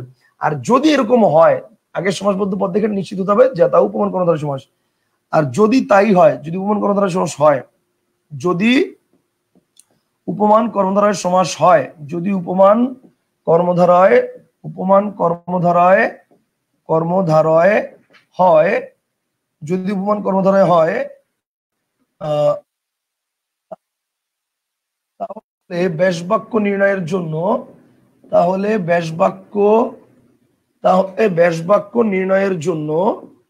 ব্যাস বাক্য নির্ণয়ের জন্য সমস্ত পদের মাঝখানে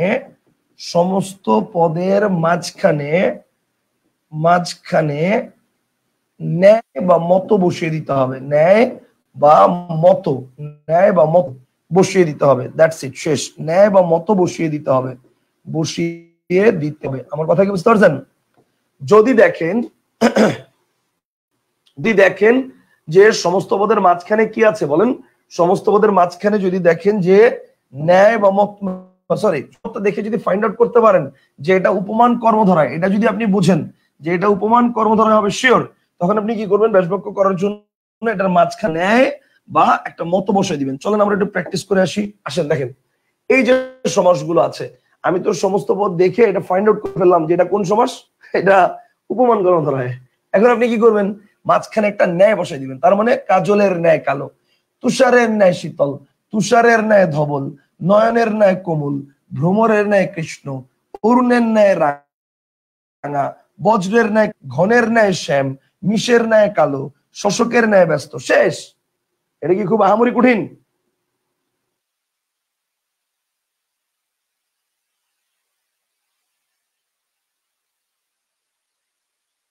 ভাই জিনিসটা কি বুঝছেন না বুঝেন নাই?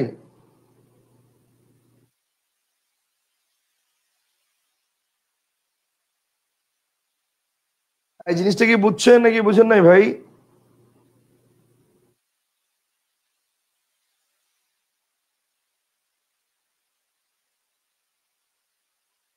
কি ক্লিয়ার? মানে আপনি আগে ফাইন্ড আউট করবেন যেটা কোন সমাস। যদি দেখেন যে এটা উপমান কর্মধারয়, তাহলে মাঝখানে একটা ন্যায় বসিয়ে দিবেন, শেষ। আর কোনো ঝামেলা নাই। কথা কি বুঝতে পারছেন? মাঝখানে জাস্ট একটা ন্যায় বসিয়ে দিলেই চলবে। কথা বুঝতে পারছেন? আপনার এত ঝামেলার কিচ্ছু নাই। জাস্ট আপনি আগে কনফার্ম করবেন সমস্ত পদ দেখে যেটা নাউন প্লাস অ্যাডজেক্টিভ কিনা এবং এটা সত্য সমাস কিনা। যদি এটা নাউন প্লাস অ্যাডজেক্টিভ হয় এবং সত্য সমাস হয়, তাহলে মাঝখানে একটা ন্যায় বসিয়ে দিবেন, কাহিনী খতম। কথা বুঝতে পারছেন? আচ্ছা, এইবার আসেন, এটা হচ্ছে উপমান কর্মধারয় সমাসের ব্যাস বাক্য নির্ণয়। এবার আসুন উপমিত কর্মধারয় সমাসের ব্যাস বাক্য নির্ণয়। ওকে, এবার হচ্ছে কি উপমিত কর্মধারয় সমাসের ব্যাস বাক্য নির্ণয়। কর্মধারয় উপমিত কর্মধারয় সমাসের ব্যাস বাক্য নির্ণয়, কর্মধারয় সমাসের ব্যাস বাক্য নির্ণয়। Okay fine. উপমিত কর্মধারয় সমাসের ব্যাস বাক্য নির্ণয়। ওকে, সমাসের ব্যাস বাক্য নির্ণয়, উপমিত কর্মধারয় সমাসের ব্যাস বাক্য নির্ণয়। এখন উপমিত কর্মধারয় সমষ্টির ব্যাস বাক্য নির্ণয় জিনিসটা কি? উপমিত কর্মধারয় সমষ্টির ব্যাস বাক্য নির্ণয় ব্যাপারটা হচ্ছে এরকম যে ব্যাস বাক্য নির্ণয় ব্যাপারটা হচ্ছে এরকম যে আগে সমস্ত পদ দেখে এটা ফাইন্ড আউট করতে হবে। সমস্ত পদ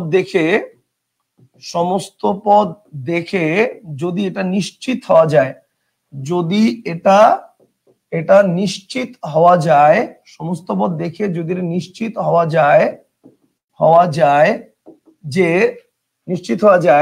যে তা উপমিত কর্মধারয়, সমস্ত পদ দেখে যদি এটা নিশ্চিত হওয়া যায় যে তা উপমিত কর্মধারয়, তাহলে ব্যাস বাক্যের শেষে সমস্ত পদ দেখে যদি এটা নিশ্চিত হওয়া যায় যে উপমিত কর্মধারয় হয়, তাহলে ব্যাস বাক্যের শেষে ন্যায় বা মত বসিয়ে দিতে হবে। ন্যায় বা মত বসবে। কিন্তু প্রবলেম অন্য জায়গায়। এখানে প্রবলেমটা কোন জায়গায়?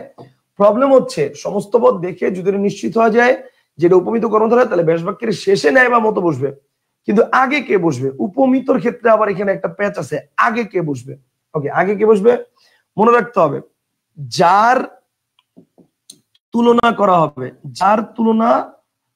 হবে, ঠিক আছে, যার তুলনা করা হবে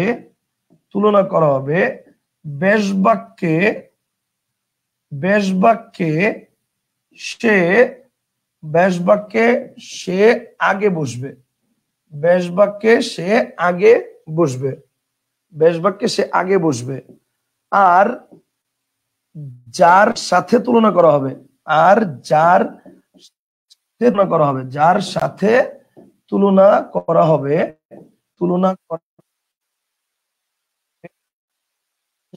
সে পরে বসবে। ব্যাস বাক্যে সে পরে বসবে। কনসেপ্টটা কি ক্লিয়ার? আমি কয়েকটা উদাহরণ দিয়ে জিনিসটা একটু বোঝাচ্ছি। দেখেন, আমরা কি বলছি, ন্যায় যে মানে উপমিত যদি হয় তাহলে ন্যায় শেষে বসবে, এটা আমরা শিওর। উপমিত যদি হয় তাহলে ন্যায় শেষে বসবে, এটা আমরা শিওর। কিন্তু ন্যায় শেষে বসলে আগে কে বসবে, এটার একটা প্যাচ আছে। প্যাচটা কি আমি একটু দেখাই। প্যাচটা হচ্ছে, দেখেন, প্যাচটা হচ্ছে এই যে উপমিত কর্মধারয় আমরা দেখলাম। এখন আমরা প্রথমেই ধরে নিচ্ছি যে এগুলো সব উপমিত, এটা তো কনফার্ম। আমরা noun noun noun noun noun noun noun noun noun noun মানে উপমিত, শিওর।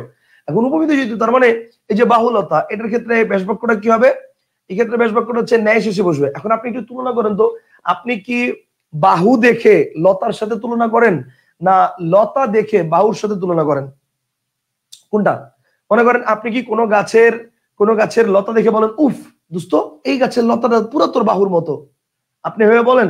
মানে কোনো গাছের লতা দেখে বাহুর সাথে তুলনা করেন? নাকি আপনি কোনো ফ্রেন্ডের হাত বা কারো হাত দেখে আপনি বলতেছেন, কিরে তোর হাত তো পুরো লতার মতো?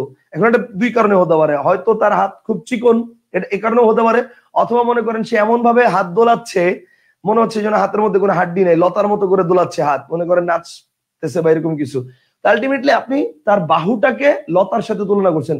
আপনি কখনো গাছের লতা দেখে বাহুর সাথে তুলনা করেন না, আপনি কোন ফ্রেন্ডের বাহু দেখে লতার সাথে তুলনা করেন। তার মানে এখানে বাহুর তুলনা করা হচ্ছে, সো ব্যাস বাক্যে বাহু আগে বসবে। তার মানে বাহু লতার ন্যায়। কনসেপ্টটা কি ক্লিয়ার? বাহু লতার ন্যায়। Okay fine.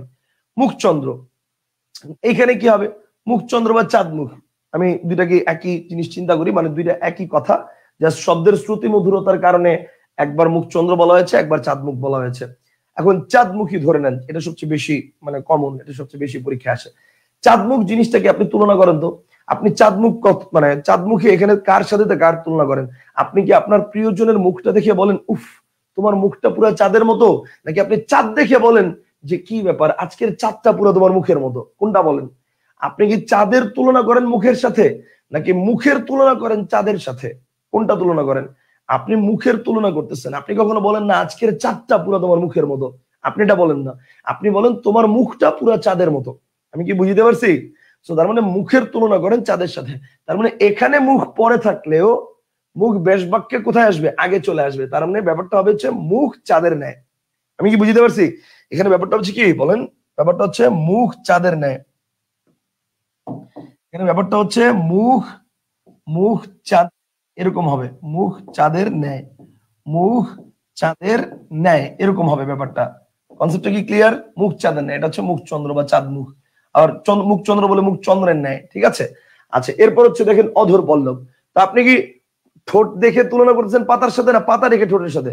আপনি ঠোঁটের তুলনা করতেছেন পাতার সাথে, দেখি তোর ঠোঁটটা অনেক চিকন পাতলা পাতার মতো, তার মানে এখানে অধর পল্লবের ন্যায়, কারণ অধরের তুলনা করতেছেন। যার তুলনা করবেন সে আগে, যার সাথে তুলনা করবেন সে পরে।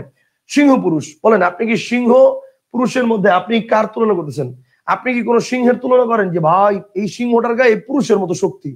আপনি কি কোনো সিংহ পুরুষ দিয়ে কোনো সিংহের তুলনা করতেছেন যে এই সিংহের গায়ে পুরুষের মতো শক্তি? না, আপনি কোনো পুরুষকে তুলনা করতেছেন যে এই পুরুষের গায়ে সিংহের মতো শক্তি আছে, তার মানে পুরুষের তুলনা করতেছেন সিংহের সাথে। তার মানে কারেক্ট আনসার কি হবে? পুরুষ সিংহের ন্যায়। কথা বুঝতে পারছেন? কারেক্ট আনসার কি হবে বলেন? কারেক্ট আনসার হবে পুরুষ সিংহের ন্যায়। পুরুষ সিংহের ন্যায়, পুরুষ সিংহের ন্যায়। Okay fine. এরপর দেখেন নয়ন কমল। আপনি নয়ন মানে চোখ, কমল মানে পদ্মফুল, তাহলে চোখকে পদ্মফুলের সাথে তুলনা করতেছেন না পদ্মফুলকে চোখের সাথে তুলনা করতেছেন? আপনি কি বলতেছেন যে এই পদ্মফুল গুলো পুরো তোমার চোখের মতো, নাকি আপনি বলতেছেন তোমার চোখ দুটো পদ্মফুলের মতো? তোমার চোখ দুটো পদ্মফুলের মতো, এটা ঠিক আছে, তার মানে চোখের তুলনা করতেছেন পদ্মফুলের সাথে। তাহলে নয়ন কমলের ন্যায়, বজ্র কণ্ঠের মতো না কণ্ঠ বজ্রের মতো? বলেন আপনি কি বলেন, মানে বঙ্গবন্ধুর কণ্ঠটা বজ্রের মতো ছিল না বজ্রটা বঙ্গবন্ধুর কণ্ঠের মতো? কোনটা? কণ্ঠটা বজ্রের মতো, তার মানে কারেক্ট আনসার কি হবে? কণ্ঠ বজ্রের ন্যায়। ওকে, কারেক্ট আনসার কি হবে? কণ্ঠ বজ্রের ন্যায়, কণ্ঠ বজ্রের ন্যায়। ওকে, কণ্ঠ বজ্রের ন্যায়, কণ্ঠ বজ্রের ন্যায়। তারপর হচ্ছে মনে করেন কণ্ঠ বজ্রের ন্যায়, তারপর হচ্ছে মনে করেন আমি যদি বলি ফুল কুমারী। আপনি কি কখনো কোনো ফুল দেখে বলেন এই ফুলটা পুরো কুমারীর মতো পবিত্র? না। আপনি কোনো কুমারী মেয়ের সম্পর্কে বলতে পারেন যে এই কুমারী মেয়েটা ফুলের মতো পবিত্র? মানে ফুলটাকে আমরা কি বলি? আমরা পবিত্রতার মানে প্রতীক হিসেবে ধরি না? যেমন মনে করেন ওই যে বলে না নির্বাচনের সময় অমুক ভাইয়ের চরিত্র ফুলের মতো পবিত্র, তাহলে ব্যাপারটা হচ্ছে ফুলের মতো পবিত্র। এখানে কুমারীর তুলনা করা হয়েছে কার সাথে? ফুলের সাথে। তাহলে ব্যাপারটা খেয়াল করেন, তাহলে কুমারী ফুলের ন্যায়, নট ফুল কুমারীর ন্যায়, না কুমারী ফুলের ন্যায়। কনসেপ্টটা কি ক্লিয়ার? তাহলে ব্যাস বাক্য কিভাবে আইডেন্টিফাই করবেন বুঝছেন? ব্যাস বাক্যে আপনি দেখতে হবে কার তুলনা করছেন, কার সাথে তুলনা করছেন। উপমিতর ক্ষেত্রে, উপমানের ক্ষেত্রে কোনো ঝামেলা নাই। উপমান যদি হয় তাহলে ব্যাস বাক্যের মাঝখানে একটা ন্যায় বসে দিবেন, কাহিনী খালাস। কিন্তু যদি উপমিত হয় তাহলে ন্যায় শেষে বসবে, এটাতে একটা বিষয় আছে। আরেকটা বিষয় হচ্ছে দেখতে হবে কার তুলনা করা হচ্ছে, কার সাথে তুলনা করা হচ্ছে। যার তুলনা করবে সে আগে, আর যার সাথে তুলনা করবে সে পরে। এই পর্যন্ত কি সবার ক্লিয়ার?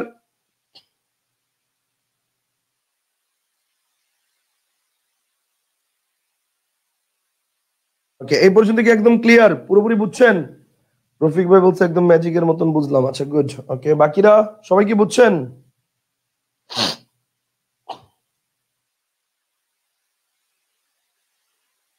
আচ্ছা, ক্লিয়ার ভাইয়া, ক্লিয়ার।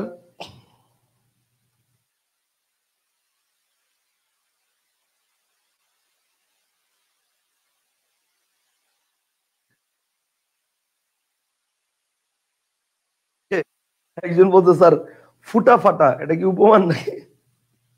এটা কি উপমান নাকি উপমিত? ওকে, একজন বলছে স্যার ফুটা ফাটা, এটা কি উপমান নাকি উপমিত? ওকে, প্রথম কথা হচ্ছে ফুটা এটা নাউন, ছিদ্র, ফুটা এটা নাউন। আর ফাটা এটা আসলে নাউন হয় না, এটা এটা হচ্ছে ফাটা দ্বারা বোঝাচ্ছে মানে ফেটে গেছে এরকম কিছু বোঝায়, অ্যাডজেক্টিভ হবে, তাই না? ফাটা হচ্ছে অ্যাডজেক্টিভ। তো তার মানে ফুটা ফাটা যদি ব্যাপারটা এরকম হয় তাহলে সেক্ষেত্রে ফুটা বা ফাটা এক্ষেত্রে নাউন প্লাস অ্যাডজেক্টিভ, যেহেতু এই সূত্র আছে, সুতরাং উপমান বলাটাই উত্তম, উপমান বলাটা উত্তম।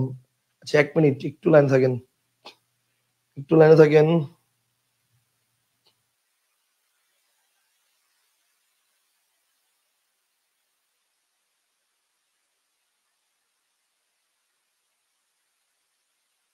ওকে, তাহলে ব্যাপারটা হচ্ছে ফুটা ফাটা, এক্ষেত্রে যদি আপনি বলতেই চান তাহলে এক্ষেত্রে ফুটা ফাটা, ওই যে ফুটার ন্যায় ফাটা মানে হচ্ছে ছিদ্র ছিদ্র হয়ে ফেটে গেছে এরকম বলাটা মানে উত্তম। আচ্ছা sir, clear clear clear clear clear clear clear. Okay fine, আলহামদুলিল্লাহ। এতক্ষণ পর্যন্ত যা যা পড়ালাম সেই জিনিসগুলো আপনাদের সবার ক্লিয়ার হয়েছে, সবাই মতামত জানিয়েছেন, ধন্যবাদ। আচ্ছা, এ পর্যন্ত যতক্ষণ যা আলোচনা করেছি সেগুলো মতামত দিয়েছেন, ক্লিয়ার হয়েছে, আলহামদুলিল্লাহ, ধন্যবাদ। পরের পয়েন্টে আসেন। তাহলে এতক্ষণ আমরা দেখলাম যে উপমান এবং উপমিত ব্যাস বাক্য ছাড়া কিভাবে নির্ণয় করতে হয়, এবং ব্যাস বাক্য তারপরে যদি পরীক্ষা আসে তাহলে কিভাবে আমরা পারবো, এ পর্যন্ত দেখলাম। এবার আমরা দেখবো রূপক কর্মধারায়। এবার আমরা দেখবো কি বলেন, এবার আমরা দেখবো রূপক কর্মধারায়, রূপক কর্মধারায়। আচ্ছা, 4 কিন্তু এখন একটা প্রবলেম আছে, শেষ করি, মানে রূপক কর্মধারা শেষ করি তারপরে বলবো।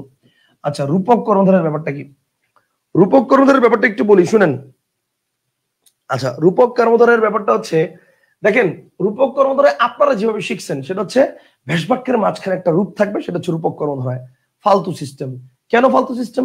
আপনি নিজেই চিন্তা করেন ভাই, ভেষবাক্যের মাঝখানে রূপ থাকলে রূপক কর্মধারায়, ব্যাপারটা যদি আসলে এমনই হইতো যে ভেষবাক্যের মাঝখানে রূপ থাকলেই তা রূপক কর্মধারায়, তাহলে খেয়াল করেন, ভেষবাক্যের মাঝখানে রূপ থাকলে তো রূপক কর্মধারায়। এখন তাহলে আলটিমেটলি দেখেন, আমি কয়েকটা ওয়ার্ড দিয়ে একটু, বিষাদ সিন্ধু, আমি আপনাকে একটা ওয়ার্ড আগে দিয়ে একটু বুঝাই যে বিষাদ সিন্ধু এটা কোন সমাস। এখন বিষাদ সিন্ধু আপনি যদি এটার ব্যাসবাক্য করেন তাহলে কি হবে? এটার ব্যাসবাক্য করলে হবে হচ্ছে বিষাদ রূপ সিন্ধু। ব্যাসবাক্য করলে কি হবে? বিষাদ রূপ সিন্ধু। এই জন্য এটাকে আপনি বলতেছেন রূপক কর্মধারায়। এখন আমার কথা হচ্ছে, আমি এটার ব্যাসবাক্য জানি না, আমি এটার ব্যাসবাক্য জানি না। এখন পরীক্ষার হলে আমি যদি এটার ব্যাসবাক্য করি বিষাদ ও সিন্ধু, তাহলে কি হয়ে যাবে বলেন তো? বিষাদ ও সিন্ধু বললে তখন কি হয়ে যাবে? তখন হয়ে যাবে দ্বন্দ্ব। যদি বলি বিষাদের সিন্ধু, তখন কি হয়ে যাবে? যদি বলি বিষাদের সিন্ধু, তখন হয়ে যাবে ষষ্ঠী তৎপুরুষ সমাস। যদি বলি বিষাদের ন্যায় সিন্ধু, যদি বলি বিষাদের ন্যায় সিন্ধু, তার মানে কি? মাত্র পড়লাম, ন্যায় মাঝে আছে, তার মানে উপমান কর্মধারয় সমাস। যদি বলি বিষাদ সিন্ধুর ন্যায়, যদি বলি বিষাদ সিন্ধুর ন্যায়, তার মানে কি? ন্যায় শেষে আছে, তার মানে কি? ন্যায় শেষে আছে, সো উপমিত কর্মধারয় সমাস। বিষাদ সিন্ধুর ন্যায়, সো উপমিত কর্মধারয় সমাস। আবার যদি বলি যাহাই বিষাদ তাহাই সিন্ধু, যদি বলি যাহাই বিষাদ তাহাই সিন্ধু, যাহাই বিষাদ বিষাদ তাহাই সিন্ধু, তাহাই সিন্ধু, তার মানে কি? তার মানে হচ্ছে সাধারণ কর্মধারায়। এখন কথা হচ্ছে, দেখেন, এক বিষাদ সিন্ধুর আমি 6 ভাবে ব্যাসবাক্য করছি, এক বিষাদ সিন্ধুর আমি 6 ভাবে ব্যাসবাক্য করছি। এক এক ভাবের ব্যাসবাক্যে এক এক রকম নাম আসবে। বিষাদ রূপ সিন্ধু এটা রূপক কর্মধারায়, বিষাদ সিন্ধু এটা দ্বন্দ্ব, বিষাদের সিন্ধু ষষ্ঠী তৎপুরুষ সমাস, বিষাদের ন্যায় সিন্ধু উপমান, বিষাদ সিন্ধুর ন্যায় উপমিত, যাহাই বিষাদ তাহাই সিন্ধু সাধারণ কর্মধারায়। প্রশ্ন হচ্ছে, আপনাকে যদি বলা হয় যে বিষাদ সিন্ধুর কোন সমাস, আপনি কেন শুধুমাত্র রূপক কর্মধারাই বলবেন? কারণ ঠাডা মুখস্থ, আর কোনো কারণ নাই আপনার কাছে। স্যার আমি এটা ঠাডা মুখস্থ পারি, ছোটবেলা থেকে ঠাডা মুখস্থ করছি, এই কারণে। ব্যাপারটা আসলে এটাই সমস্যা, যে ঠাডা মুখস্থ করি আমরা। সমাজটা আসলে ঠাডা মুখস্থ করার জিনিস না, সমাজটা বোঝার জিনিস। ওকে, এখন বিষাদরূপ সিন্ধু, তাহলে আমরা কিভাবে বুঝবো যে রূপক কর্মধারায় হবে? কিভাবে বুঝবো যে এটা আমাদের বিষাদরূপ সিন্ধু ইয়া হবে না? এটা কি বলে? কিভাবে বুঝবো যে এটা রূপক কর্মধারা হবে? কিভাবে বুঝবো যে এটা আমাদের রূপক কর্মধারা ছাড়া অন্য কোনো কিছু হবে না? চলেন আমরা একটু দেখি, আসেন। ব্যাপারটা হচ্ছে, সমস্ত পদের দুটি অংশের মধ্যে একটা অভিন্নতা কল্পনা করা হবে। কি কল্পনা করা হবে? সমস্ত পদের দুটি অংশের মধ্যে, সমস্ত পদের দুটি অংশের মধ্যে, দুটি অংশের মধ্যে, সমস্ত পদের দুটি অংশের মধ্যে অভিন্নতা কল্পনা করা হবে। সমস্ত পদের দুটি অংশের মধ্যে অভিন্নতা কল্পনা করা হবে, অভিন্নতা কল্পনা করা হবে। সমস্ত পদের দুটি অংশের মধ্যে অভিন্নতা কল্পনা করা হবে, ঠিক আছে? সো সমস্ত পদের দুটি অংশের মধ্যে যদি অভিন্নতা কল্পনা করা হয়, তাহলে সেটা হচ্ছে রূপক কর্মধারয় সমাস। সমস্ত পদের দুটি অংশের মধ্যে যদি অভিন্নতা কল্পনা করা হয়, তাহলে সেটা হচ্ছে রূপক কর্মধারয় সমাস। এখন এখানে একটা কথা আছে, সেটা হচ্ছে সমস্ত পদের দুটি অংশের মধ্যে অভিন্নতা কল্পনা করা হলে সেটা রূপক কর্মধারয় সমাস হবে, সেটা আমরা বুঝলাম যে সমস্ত পদের দুটি অংশের মধ্যে অভিন্নতা কল্পনা করা হলে সেটা রূপক কর্মধারয় সমাস। কিন্তু এখানে প্যাচটা কোথায়? প্যাচটা হচ্ছে যে আমরা কিছু উদাহরণ দেখি, তাহলে আরো ক্লিয়ার হবো। আমরা কিছু উদাহরণ দেখি, আরো ক্লিয়ার হবো। যেমন মনে করেন আমি বললাম, এই যে বিষাদ সিন্ধু, এই দেখেন বিষাদ সিন্ধু, এই যে একটু খেয়াল করেন বিষাদ সিন্ধু। এখন কেন এটাকে বিষাদ আর সিন্ধু, মানে বিষাদ মানে দুঃখ আর সিন্ধু মানে সাগর, তার মানে দুঃখটা কিসের মতো বলেন? দুঃখটা সাগরের মতো, মানে এর কোনো শেষ নাই, এর কোনো শেষ নাই। মানে সাগরের যেমন কোনো কিনারা নাই, মানে কিনারা নাই বলতে হচ্ছে মানে আপাত দৃষ্টিতে নাই। আপাত দৃষ্টিতে সাগরের কি কোনো শেষ সীমানা আছে? আপনি দেখতে পারেন সাগরের শেষ সীমানা? এক প্রান্তে আপনি দাঁড়িয়ে আছেন, বাট এটার শেষ সীমানা কোথায়? এটা কি আপনি দেখতে পারেন? পারেন না। ব্যাপারটা হচ্ছে, বিষাদটা হচ্ছে কি সিন্ধুর মতো, কোনো শেষ নাই, আছেই। এরকম দেখেন, আমি যদি বলি শোকানল, তাহলে শোকটা হচ্ছে কি অনলের মতো। শোকটা হচ্ছে কি বলেন? অনলের মতো। অনল মানে আগুন, আগুন ছারখাড় করে দেয়। শোকটা হচ্ছে কি, শোক বা দুঃখ, এটা হচ্ছে কি সবকিছুকে ছারখাড় করে দেয়, জ্বালিয়ে পুড়িয়ে। তো শোকানল এটাও কি? এটা হচ্ছে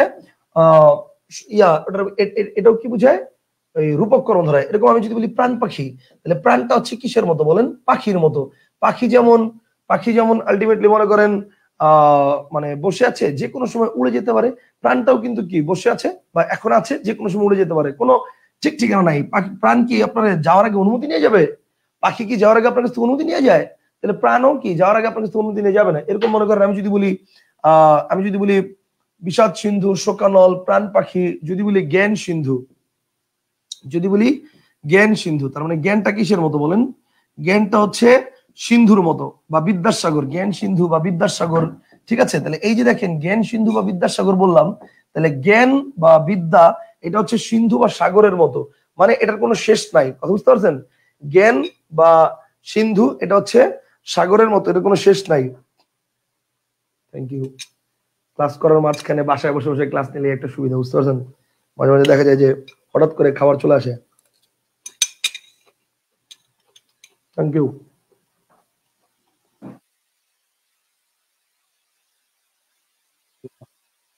ওকে, তাহলে বিষাদ সিন্ধু, শোকানল, প্রাণ পাখি, জ্ঞান সিন্ধু, বিদ্যাসাগর।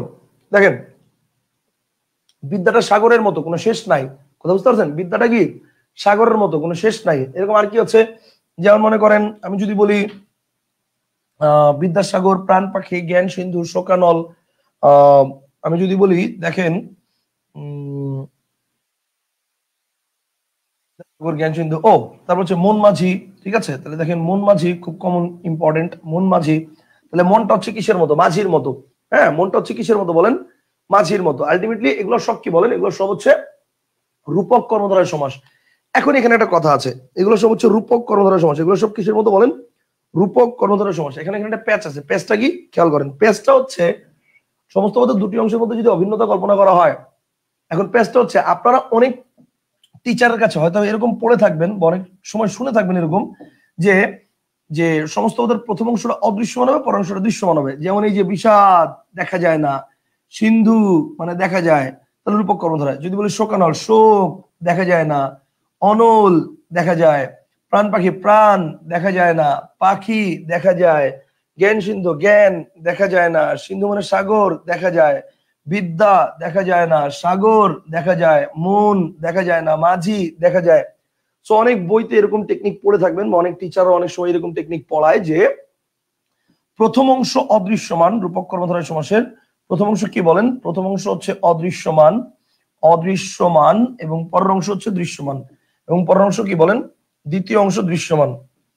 দ্বিতীয় অংশ, প্রথম অংশ অদৃশ্যমান, পরের অংশ দ্বিতীয় অংশ দৃশ্যমান, সেটা রূপক কর্মধারয় সমাস। এটা অনেক টিচাররা পড়ায়।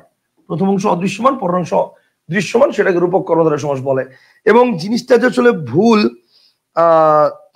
তাহলে এবার আসেন, তাহলে ব্যাপারটা হচ্ছে প্রথম অংশ অদৃশ্যমান এবং দ্বিতীয় অংশ দৃশ্যমান, এই জিনিসটা আসলে ভুল। ব্যাপারটা এরকম না, এটা রাইট, এটা ঠিক আছে, এটা ভুল না।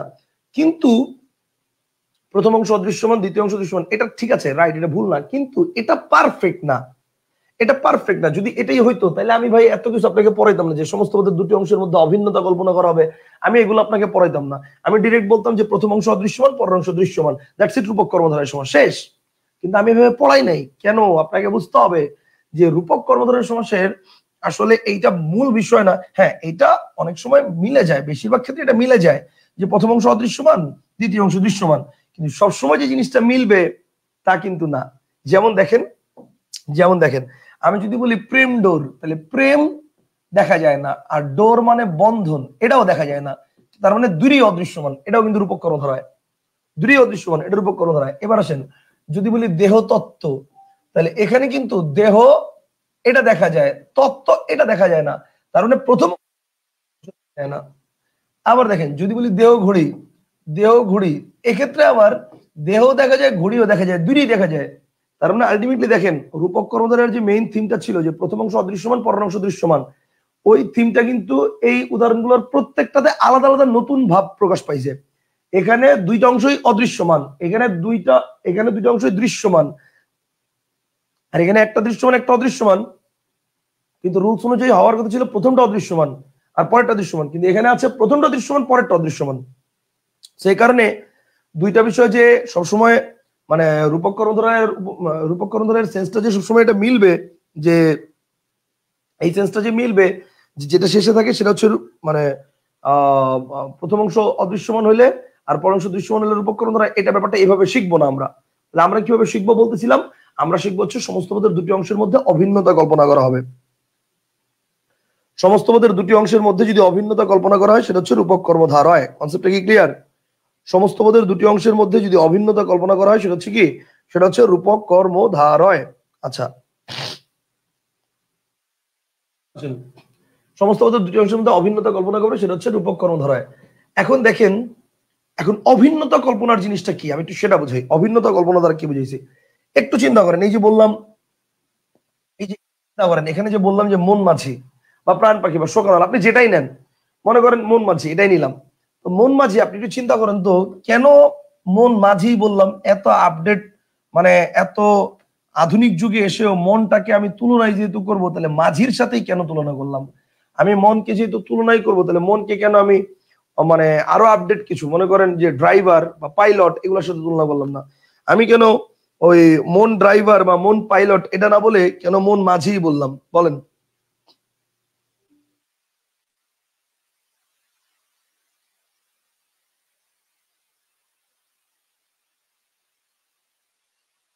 তার একটা অদৃশ্য একটা দৃশ্য, মানে এটা কি মনে রাখলে হবে? উত্তর হচ্ছে না, এটা হবে না। একটু ভাবেন, মনটাকে কেন মাঝির সাথে তুলনা করলাম? ভাবেন ভাবেন, একটু চিন্তা করেন যে মনকে কেন আমি মাঝির সাথে তুলনা করলাম।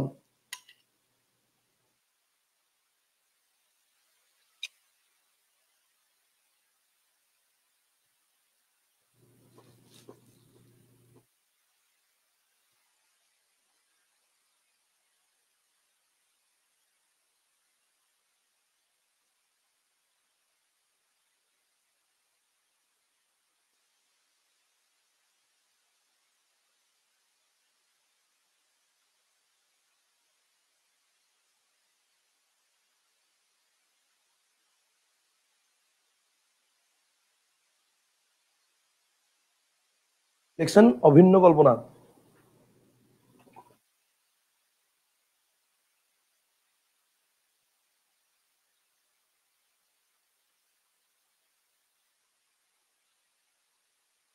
ওকে, আমি বলি ব্যাপারটা হচ্ছে,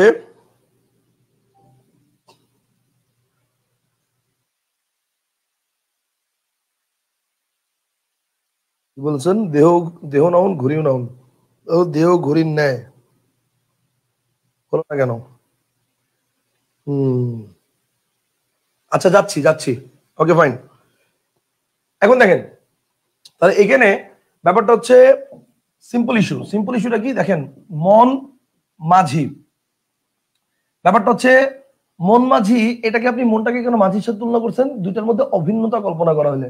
এখন দেখেন, আপনি কিন্তু মন ড্রাইভারও বলতে পারতেন, মন পাইলটও বলতে পারতেন। প্রথম কথা হচ্ছে ভাই, মন ড্রাইভার বা মন পাইলট বলা যাবে না, কারণ মন একটা বাংলা শব্দ, ড্রাইভার বা পাইলট ইংরেজি শব্দ, বাংলা শব্দের সাথে ইংরেজি শব্দের সমাস হয় না। এখন সেই লজিকে যদি যাই, তাহলে আপনি বলতে পারেন ঠিক আছে ভাই, তাহলে মন চালক এটাও তো বলতে পারতাম, আমি মন চালক কেন বললাম না? আসলে ব্যাপারটা হচ্ছে, ড্রাইভার বলেন বা পাইলট বলেন, সবাইকে একটা নির্দিষ্ট গতিপথ মেনটেন করতে হয়। মনে করেন এই পাশে একটা ইউটার্ন আছে, এই পাশে একটা ইউটার্ন আছে, এটা হচ্ছে মানে আপওয়ার্ড রোড, এটা হচ্ছে আপওয়ার্ড রোড, আর এটা হচ্ছে ডাউনওয়ার্ড রোড। ধরেন এটা হচ্ছে আপওয়ার্ড রোড, আর এটা হচ্ছে কি, এটা হচ্ছে ডাউনওয়ার্ড রোড, ঠিক আছে? এটা হচ্ছে ডাউনওয়ার্ড রোড। এই পাশে হচ্ছে গাড়িগুলো এই দিক থেকে আসতেছে আর এদিক থেকে হচ্ছে যাচ্ছে, আর এই পাশে হচ্ছে এখানে একটা ইউটার্ন আছে, এখানে একটা ইউটার্ন আছে। মানে আপনি এখানে আছেন, আপনি এখানে আছেন, এখানে স্ট্যান্ড বাই আছেন উইথ এ বাইক, আপনি একটা বাইক সহ এখানে দাঁড়িয়ে আছেন। আপনার লক্ষ্য হচ্ছে এখানে যাওয়া, এই যে এখানে যাওয়া, ঠিক আছে? এখন আপনার জন্য কোন জায়গাটা, এটা এটা হচ্ছে আপনার লক্ষ্য। এখন আপনার জন্য কোন দিকটা সহজ বলেন তো? আপনার জন্য কি এই পথটা সহজ না? আপনার জন্য কি এই পথটা সহজ, নাকি আপনার জন্য কি কি কালি নিলাম এটা, ওকে, আপনার জন্য কি এই পথটা সহজ, নাকি আপনার জন্য এই ঘুরে আসা পথটা সহজ? কোনটা সহজ? নিচেরটা সহজ না? নিচেরটা সহজ, কিন্তু আপনি কি নিচেরটা মানতে পারবেন? নিচেরটা অনুসারে যাইতে পারবেন? পারবেন না। কারণ এখানে আপনি যদি এদিকে যান, তো সব গাড়ি যাইতেছে এদিকে, আপনি তো অ্যাক্সিডেন্ট করবেন শিওর। আর কোন রকম আবার যদি এই পর্যন্ত যাইতে পারেন, তাহলে মামলা খাবেন শিওর। তো তার মানে কি, তার মানে হচ্ছে এই গতিপথ আপনি মেনটেন করতে পারবেন না, আপনাকে ঘুরে আসতে হবে। তার মানে ব্যাপারটা হচ্ছে, মাঝিকে একটা, সরি, নদীকে, ড্রাইভারকে কি করতে হয়? একটা নির্দিষ্ট গতিপথ মেনটেন করতে হয়, অ্যাজ ওয়েল অ্যাজ, মনে করেন এটা পৃথিবী, ধরেন এটা পৃথিবী, তো পৃথিবীর এই জায়গাটাতে হচ্ছে বিডি বাংলাদেশ, এইখানে হচ্ছে ধরেন ইউএসএ, আর এখানে হচ্ছে ধরেন সৌদি আরব। ঠিক আছে, ওকে ফাইন। এখন আপনি বাংলাদেশ থেকে যাবেন সৌদি আরব, তো আপনি এই জন্য সৌদি আরবে যাওয়ার জন্য আপনি রওনা দিচ্ছেন ইউএস এর দিকে, এদিকে রওনা দিচ্ছেন, তাহলে আলটিমেটলি আপনি কখনো সৌদি আরবে পৌঁছতে পারবেন?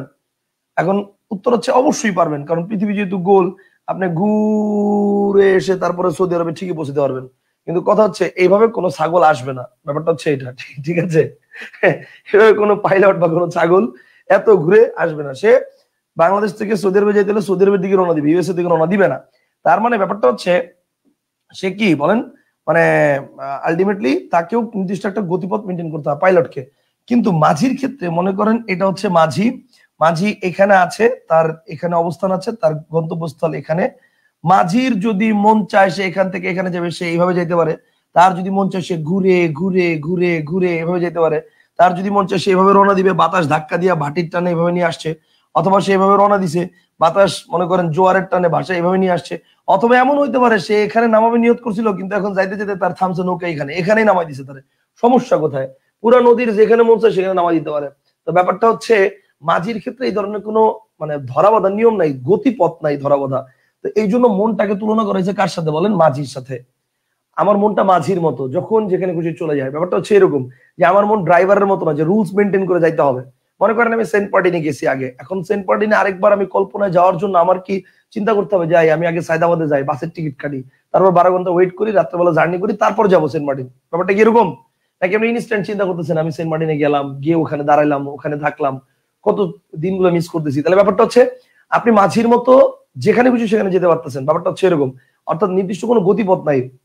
এই যে প্রত্যেকটা ক্ষেত্রে আপনি দেখবেন এরকম একটা অভিন্নতা মানে কল্পনা করা হয়। এই জিনিসটাই হচ্ছে রূপক কর্মধারার মেইন জিনিস। এই যে খেয়াল করেন, এই যে বলা হয়েছে এখানে বিষাদ সিন্ধু, মানে বিষাদটা কি? সিন্ধুর মতো, বিষাদটা হচ্ছে সাগরের মতো। এই যে দেখেন বলা হয়েছে প্রাণ পাখি, প্রাণ পাখি, প্রাণটা কি? পাখির মতো। পাখি যে কোনো সময় উড়ে যেতে পারে, প্রাণ যে কোনো সময় উড়ে যেতে পারে, তার মানে প্রাণের সাথে পাখির একটা কি অভিন্নতা কল্পনা করা হয়েছে। এই যে জ্ঞান সিন্ধু, জ্ঞানটা সাগরের মতো, সিন্ধুর মতো, শেষ নাই। আপনি পড়বেন আরো আছে, আরো পড়বেন আরো আছে, আরো পড়বেন আরো আছে। যত পড়বেন তত নতুন জিনিস শিখবেন।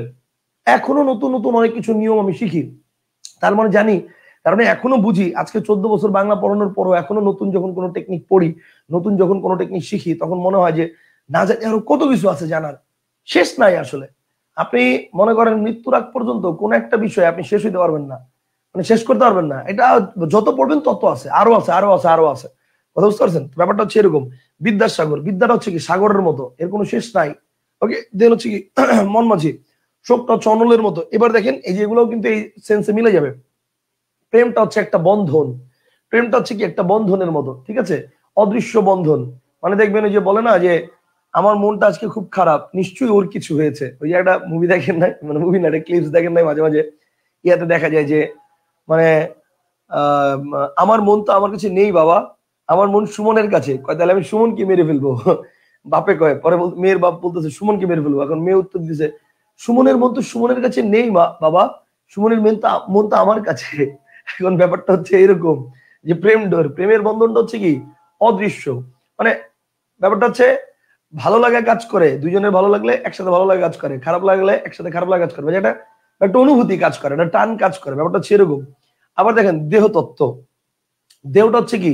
দেহটা হচ্ছে মনে করেন সকল তত্ত্বের জনক। মানে এই যে বডি, বডি কিন্তু কি সকল প্রশ্নের সমাধান করার মতো একটা বিষয়। যারা অ্যাস্ট্রোলজি নিয়ে পড়াশোনা করেন, যারা মানে এই যে জ্যোতিষবিদ্যা, জ্যোতির্বিদ্যা এই বিষয়গুলো নিয়ে পড়াশোনা করেন, তারা কিন্তু দেহকে মনে করেন যে পৃথিবীর সমস্ত জ্ঞানের খনি। পৃথিবীর সমস্ত জ্ঞানের খনি কি? দেহ। বুঝতে পারছেন? মানে আলটিমেটলি দেহর মধ্যে কি আছে? সব ধরনের প্রশ্নের উত্তর আছে, সকল প্রশ্নের উত্তর আছে দেহর মধ্যে। সেই কারণে, কারণ আল্লাহর তৈরি সবচেয়ে উত্তম জিনিসটা কি? মানুষ, শরীর। তো মানুষের দেহটা কি? দেহটা হচ্ছে সকল জ্ঞানের উৎস। ব্যাপারটা হচ্ছে এরকম। তো দেহটা হচ্ছে কি তত্ত্বের, মানে দেহর তুলনা করা হয়েছে কার সাথে? তত্ত্বের সাথে। Okay fine. দেন দেহ ঘড়ি, দেহটা একটা ঘড়ির মতো, ঘড়ি চলতেছে চলতেছে চলতেছে চলতেছে চলতেছে চলতেছে, হঠাৎ বন্ধ। দেহ চলতেছে চলতেছে চলতেছে চলতেছে চলতেছে চলতেছে, হঠাৎ বন্ধ। আলটিমেটলি কোনো মানে দুইটারই কিন্তু কোনো ঠিক ঠিকানা নেই যে কখন বন্ধ হবে, তাই না? তো ব্যাপারটা হচ্ছে এটার মধ্যে, এই জন্য বলছি কি দুইটার মধ্যে একটা অভিন্নতা কল্পনা করা হয়, রূপক কল্পনা করা হয়, চিন্তা করা হয়। এই কারণে এটাকে বলে রূপক কর্মধারা হয়। এটা বাধ্যতামূলক না যে প্রথম অংশ অদৃশ্যমান সবসময় আর দ্বিতীয় অংশ দৃশ্যমান হবে, এইটা বাধ্যতামূলক না। কনসেপ্টটা কি ক্লিয়ার?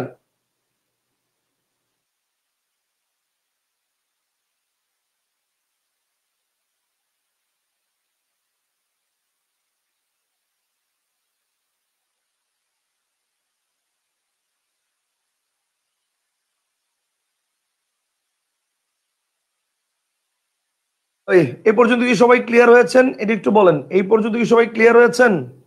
রূপক কর্মধারয়ের ব্যাপারটা কি ক্লিয়ার হয়েছেন? শুনেন, আজকে আমরা পড়বো কম কিন্তু আলোচনা কিন্তু বেশি, কারণ এগুলো কিন্তু ডিপলি নলেজ যদি আপনি না রাখেন, কোশ্চেন ঘুরাই দিলে আপনি ধরা খাবেন, কোশ্চেন ঘুরাই দিলে ধরা খাবেন। ক্লিয়ার? আচ্ছা জি ভাই, ক্লিয়ার ক্লিয়ার ক্লিয়ার। আচ্ছা, এখন এখানে একটা ব্যাপার আছে, এই যে আমরা উপমিত কর্মধারয় পড়ে ফেলছি এবং রূপক কর্মধারয় পড়ে ফেলছি, এটা পড়ার পরে এখন এখানে একটা বিষয় আছে। বিষয় হচ্ছে এই যে রূপক কর্মধারয়ের যতগুলো পয়েন্ট আমরা পড়লাম, রূপক কর্মধারয়ের যতগুলো পয়েন্ট আমরা পড়লাম, সবগুলোতেই দেখতেছি, এই যে রূপক কর্মধারয়ের যতগুলো পয়েন্ট আমরা পড়লাম সবগুলোতেই দেখতেছি যে দুইটা অংশই নাউন। হ্যাঁ, দুইটা অংশই নাউন, এটাও নাউন, এটাও নাউন, এটাও নাউন, এটাও নাউন, শোকও নাউন, অনল নাউন, প্রাণ নাউন, পাখিও নাউন। ঠিক আছে, তারপর হচ্ছে জ্ঞান নাউন, সিন্ধু নাউন, মানে দুইটাই নাউন, এটাও নাউন, এটাও নাউন, এটাও নাউন, এটাও নাউন। তাহলে প্রশ্ন হচ্ছে ভাই, দুইটাই যদি নাউন হয় তাহলে এটা রূপক কর্মধারয় কেন হইলো, এটা কেন উপমিত কর্মধারয় হইলো না? উপমিত কর্মধারয়ের সমস্যা তো দুইটা নাউন, তাহলে উপমিত কর্মধারয়ের সমস্যা রূপক কর্মধারয়ের সমস্যার মধ্যে ডিফারেন্সটা কি? এই জায়গাটা হচ্ছে প্যাচ। কেন প্যাচ? এই যে চাঁদমুখ, এটাকে অনেক জায়গায় অনেক বইতে অনেক লেখকগণ রূপক কর্মধারয় বলেছেন, আবার অনেক লেখকগণ এটাকে উপমিত কর্মধারয় বলেছেন। এখন প্রশ্ন হচ্ছে ভাই, তাহলে আমরা এখানে কি করব? আমার কথা কি বুঝতে পারছেন? আচ্ছা, এইবার আসেন, তাহলে রূপক কর্মধারয়ের জিনিসটা কি এটা তো আমরা এখন রূপক কর্মধারয়ের ব্যাপারটা হচ্ছে এই কই গেল, এই যে রূপক কর্মধারয়ের যে ব্যাপারটা, ওয়েট, উপমান কর্মধারয় উপমিত কর্মধারয়ের বেশ বাক্য নিয়ে এটা এইখানে কেন? এটা তো উপরে বসবে, ওয়েট এক মিনিট।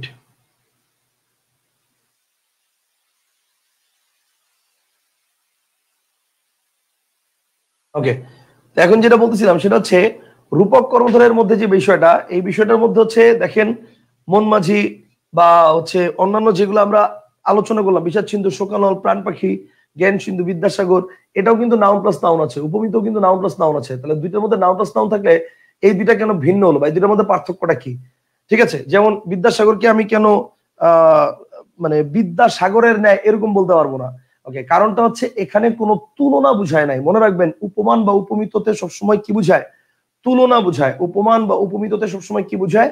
তুলনা বুঝায়। কিন্তু রূপক কর্মধারায় কি বুঝায়? রূপক কর্মধারায় বোঝায় হচ্ছে, রূপক কর্মধারায় বোঝায় হচ্ছে অভিন্নতা, মানে এইটা মানেই ওইটা।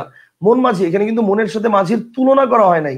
ঠিক আছে, যে মনটা মাঝির চেয়ে বেশি পারে বা কম পারে, বা মনটা মাঝির মানে মানে মাঝির সাথে তুলনা করা হয়েছে এরকম না। এখানে বোঝানো হচ্ছে যে মনটা মাঝির মতো, মনটা মাঝির চেয়ে বেশি বা কম এরকম না, এখানে মনটা মাঝির মতো। দেখেন, ওইখানে কিন্তু একটা তুলনা ছিল যে ফুল কুমারীর মানে কুমারী ফুলের মতো। ঠিক আছে, মানে ফুলটাই যে কুমারী এরকম বোঝানো হয় নাই।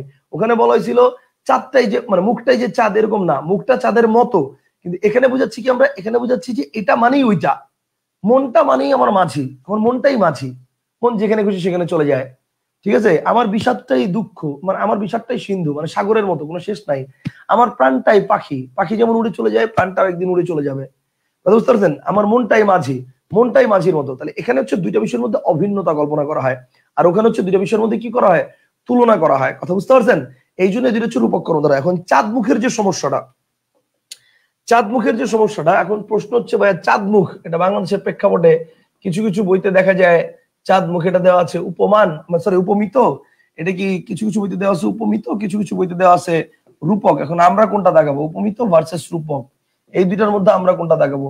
এখন আমার কথাটা মনোযোগ দিয়ে শুনেন। বাংলাদেশের প্রেক্ষাপটে উপমিত এর পক্ষে মনে করেন এটার ভ্যালুটা বেশি যায়, বা উপমিত দেওয়ার পক্ষে এটাকে বেশি পাওয়া যায়। বেশিরভাগ প্রখ্যাত ব্যাকরণবিদ যারা আছেন, আপনাদের কাছে যাদের কাছে আমার অন্বেষণ এবং ধ্রুব বইটা আছে, তারা দেখবেন যে সমাস অধ্যায়টা শেষ করার পরে, মানে পুরো সবকিছু নিয়ে আলোচনা করার পরে, যখন মূল ওই যে অনুশীলনী অংশ, এই অনুশীলনী অংশের আগে উপরে আমি একটা আলোচনা দিচ্ছি যে চাঁদমুখ, চন্দ্রমুখ বা মুখ চন্দ্র সমস্যা, সেখানে আমি ডিটেলস আলোচনা করছি বিষয়টা, সংক্ষেপটা আমি এখানে বলতেছি।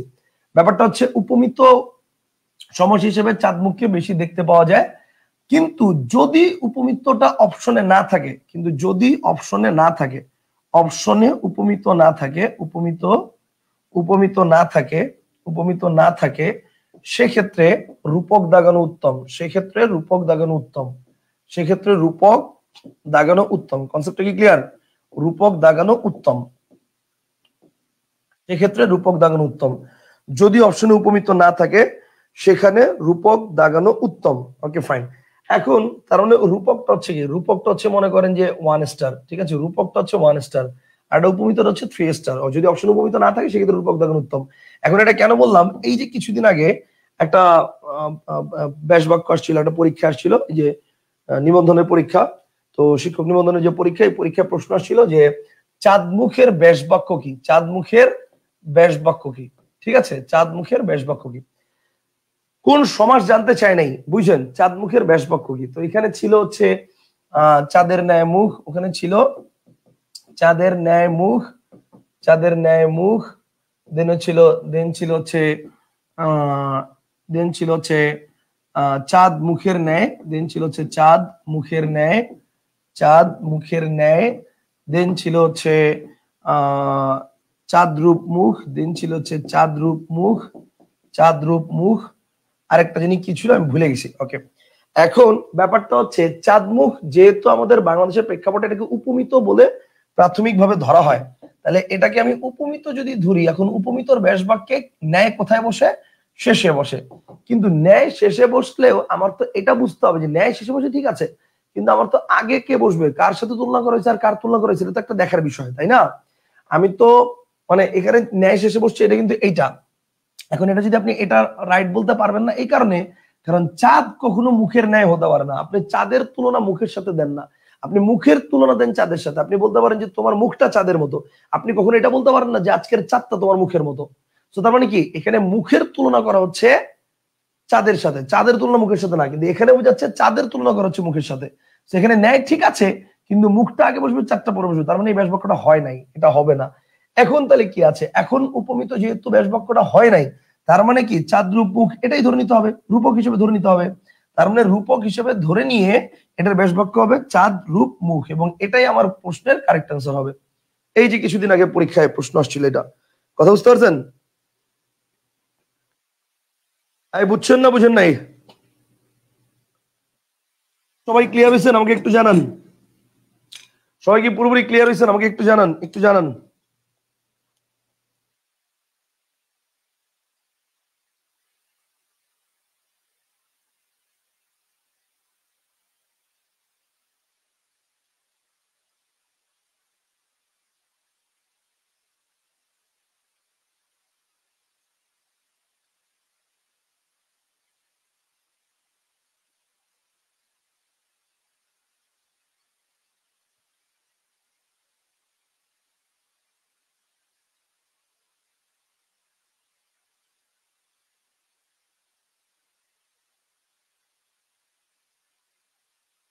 আচ্ছা, রফিক ভাই বলছে আমি ব্যাস বাক্যের ক্ষেত্রে অনেক প্রবলেমে ছিলাম স্যার, আজকে অনেক ক্লিয়ার হলাম, ধন্যবাদ। আচ্ছা, আলহামদুলিল্লাহ। ওকে, তাহলে রূপক কর্মধারার ব্যাপারটা কি আমরা ক্লিয়ার হলাম। ওকে ফাইন, তাহলে রূপক কর্মধারা পর্যন্ত আমাদের শেষ। এবার আসেন মধ্য পদলোপী, এবার আসেন মধ্য পদলোপী, মধ্য পদলোপী। ওকে, এখন মধ্য পদলোপী টোটাল সমস্যা আছে দুইটা, একটা আছে মধ্য পদলোপী কর্মধারা, একটা আছে মধ্য পদলোপী বহুব্রীহি। তাহলে আমি আগে একটু মধ্য পদলোপী, যেহেতু সমাস দুইটা, তাহলে দুইটার জন্য সরি, যেহেতু মধ্য পদলোপী সমাস দুইটা, তাহলে দুইটার জন্য আমরা একটা পার্থক্যের ছক কেটে ফেলি, তাই না। যেহেতু মধ্য পদলোপী সমাস দুইটা, দুইটার জন্য আমরা কি করে ফেলবো, আমরা একটা পার্থক্যের ছক কেটে ফেলি।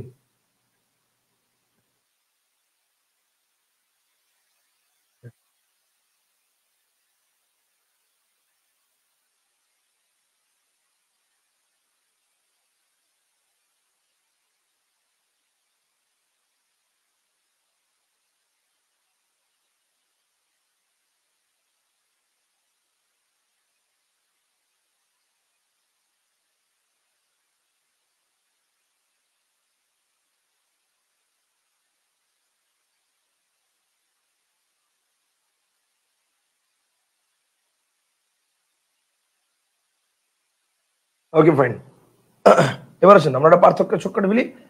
হেডলাইন হচ্ছে মধ্য পদলোপী, এক পাশে লিখবেন কর্মধারায়, এক পাশে লিখবেন বহুব্রীহি। কর্মধারায় এক পাশে লিখবেন বহুব্রীহি। ওকে, হেডলাইন হচ্ছে দুইটা, এক পাশে লিখবেন কর্মধারায়, এক পাশে লিখবেন বহুব্রীহি। এখন আসেন তাহলে কর্মধারায় কি আর বহুব্রীহি কি। এখন কর্মধারার এক্ষেত্রে আপনাকে যে ট্রিক্সটা মাথায় রাখতে হবে সেটা হচ্ছে ব্যাসবাক্যের ঠিক মাঝের পদ লোপ পেলে ব্যাসবাক্যের ঠিক মাঝের পদ লোপ পেলে সেটা হচ্ছে কি, সেটা হচ্ছে মধ্যপদলোপী কর্মধারায়। আর ব্যাসবাক্যের শেষের পদ লোপ পেলে শেষের পদ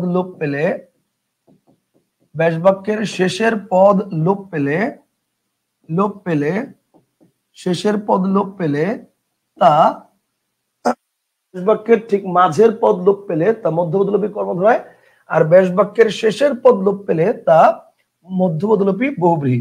ঠিক আছে, লোপ পেলে তা মধ্যপদলোপী বহুব্রীহি। আশা করি এই পর্যন্ত আপনারা বুঝতে পারছেন। এখন এইটা যদি বুঝে থাকেন, কথাটা বুঝেন, এটা যদি আপনারা বুঝে থাকেন তাহলে এখানে আমি আপনাদেরকে যেটা বলবো সেটা হচ্ছে দুইটা উদাহরণ দিব, বেশি না, দুইটা উদাহরণ দিয়ে আমি একটু জিনিসটা বোঝানোর চেষ্টা করবো যে ব্যাসবাক্যের মাঝের পদ লোপ পেলে মধ্যপদলোপী কর্মধারায় আর ব্যাসবাক্যের শেষের পদ লোপ পেলে মধ্যপদলোপী বহুব্রীহি। আমরা দুটো উদাহরণ দিয়ে একটু জিনিসটা বোঝার চেষ্টা করি। আসেন, যেমন আমি যদি বলি সিংহাসন, একটু খেয়াল করেন, সিংহাসনকে যদি আমরা ভাঙি তাহলে পাচ্ছি সিংহ চিহ্নিত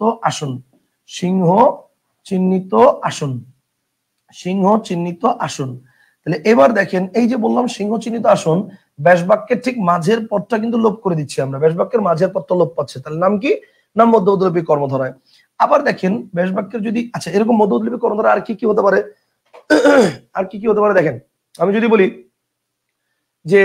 যদি বলি গাড়ি বারান্দা, তার মানে গাড়ি রাখার বারান্দা, তাহলে গাড়ি রাখছি আর বারান্দা রাখছি, মাঝখানে সব বাদ, মধ্যপদলোপী কর্মধারা। যদি বলি আমি আকাশবাণী, তার মানে আকাশ পথে চালিত বাণী, আকাশ রাখছি আর বাণী রাখছি, মাঝখানে সব বাদ, মধ্যপদলোপী কর্মধারা। যদি বলি আমি চাল কুমড়া, চালে জন্মানো যে কুমড়া, চাল রাখছি আর কুমড়া রাখছি, মাঝখানে সব বাদ, মধ্যপদলোপী কর্মধারা। যদি বলি আমি মৌমাছি, তাহলে মৌ আশ্রিত যে মাছি, মৌ রাখছি আর মাছি রাখছি, মাঝখানে সব বাদ, মধ্যপদলোপী কর্মধারা। যদি বলি গোলাপ ফুল, গোলাপ নামের যে ফুল, গোলাপ রাখছি আর ফুল রাখছি, মাঝখানে সব বাদ, মধ্যপদলোপী কর্মধারা। মানে ব্যাসবাক্যের ঠিক মাঝের পদটা লোপ পেলে নাম মধ্যপদলোপী কর্মধারায়। ব্যাসবাক্যের ঠিক মাঝের পদটা লোপ পেলে নাম মধ্যপদলোপী কর্মধারায়। কনসেপ্টটা কি ক্লিয়ার? আচ্ছা, আর ব্যাসবাক্যের যদি শেষের পদ লোপ পায় তাহলে নাম হচ্ছে মধ্যপদলোপী বহুব্রীহি। ব্যাসবাক্যের শেষের পদ লোপ পেলে মধ্যপদলোপী বহুব্রীহি। যেমন মনে করেন আমি যদি বলি গায়ে হলুদ, এখন গায়ে হলুদের ব্যাসবাক্য করলে কি হবে বলেন তো? গায়ে হলুদের ব্যাসবাক্য করলে হবে হচ্ছে গায়ে হলুদ দেওয়া হয় যে অনুষ্ঠানে,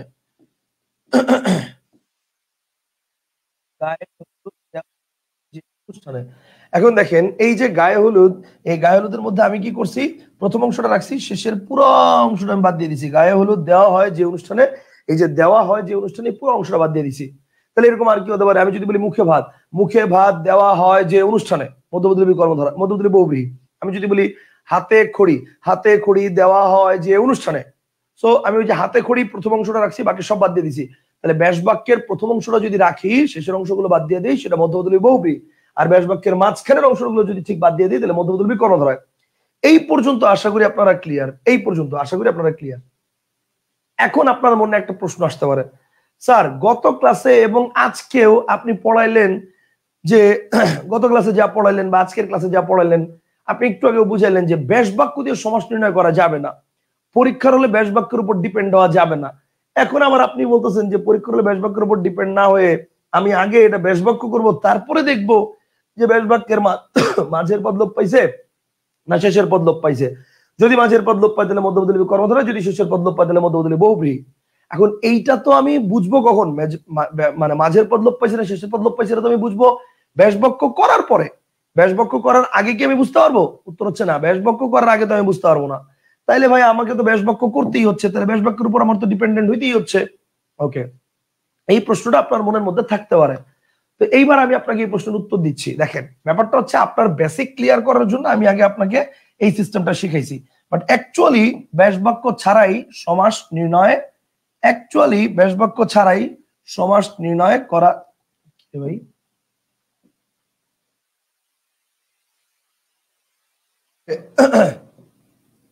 অ্যাকচুয়ালি ব্যাস বাক্য ছাড়াই সমাস নির্ণয় করা যায়, মানে মধ্যবর্তী কর্মধারায় অ্যাকচুয়ালি ব্যাস বাক্য ছাড়াই নির্ণয় করা যায়। কথা কি বুঝতে পারছেন? আরে আল্লাহ,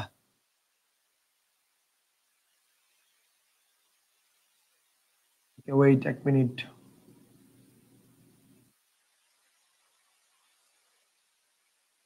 একটা করে শিফট করে নিই। আমি মনে করছিলাম একবারে ধরতে পারবো, কিন্তু এটা বক্সের মধ্যে, তো এই জন্য ধরতে পারা যাচ্ছে না। ওকে, কর্মধারয়।